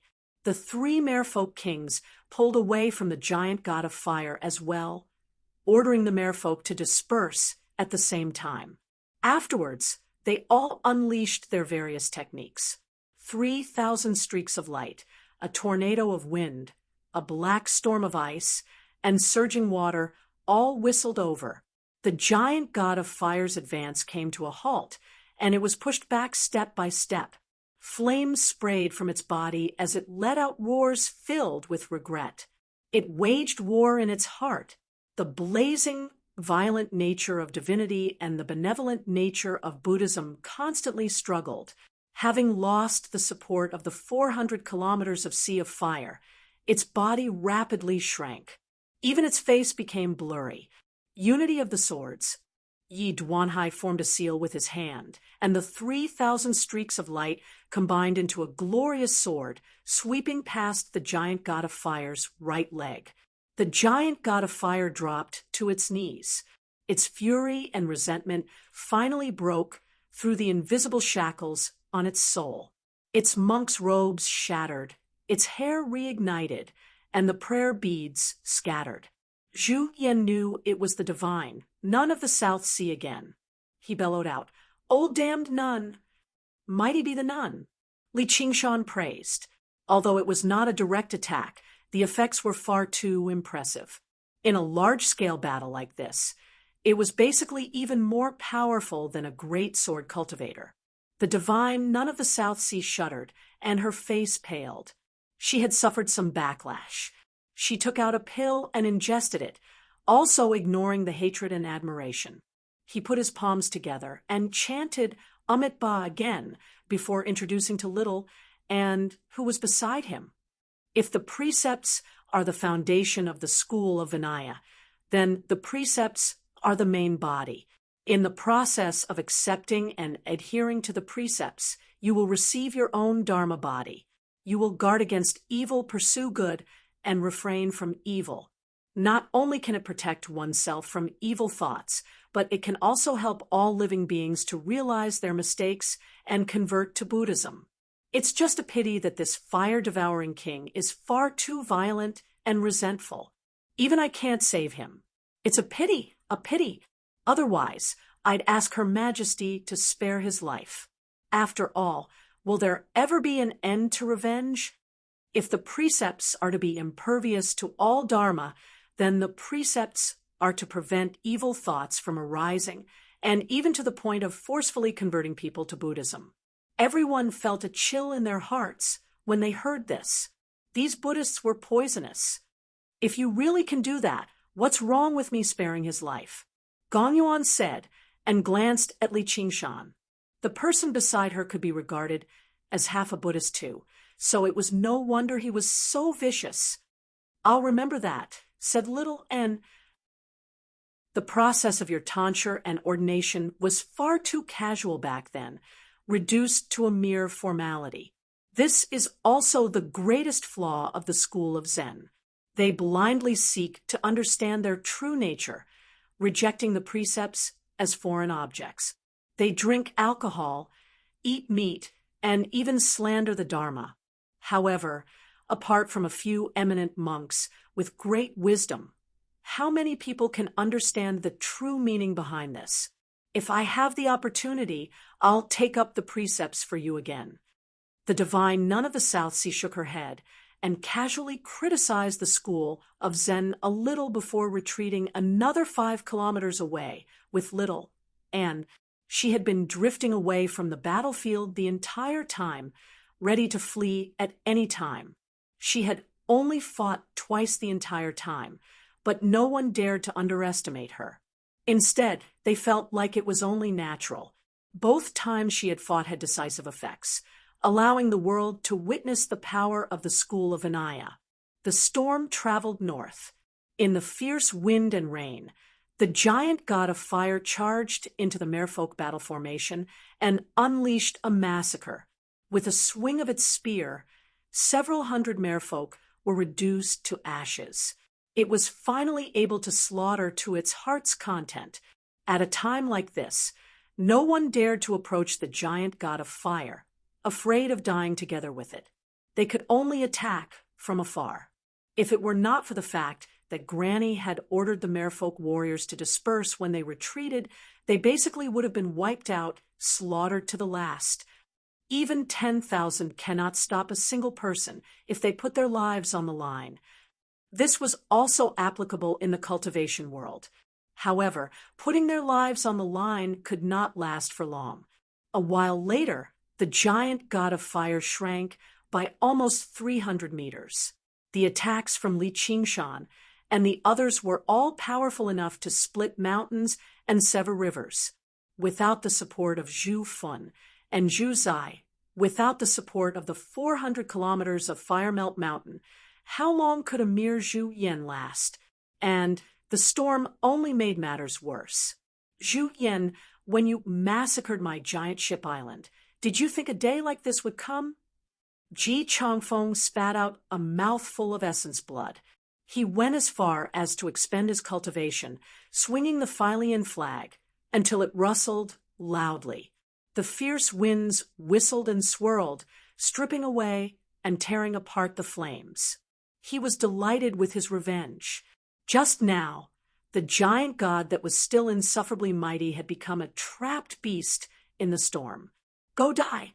The giant god of fire threw out the spear with everything he had, but it was cut in half by Yi Duanhai's sword in midair. Li Qingshan saw this, and also felt a sense of sorrow, but it only lasted for a moment. Up until now, over half of the several thousand merfolk warriors had already died.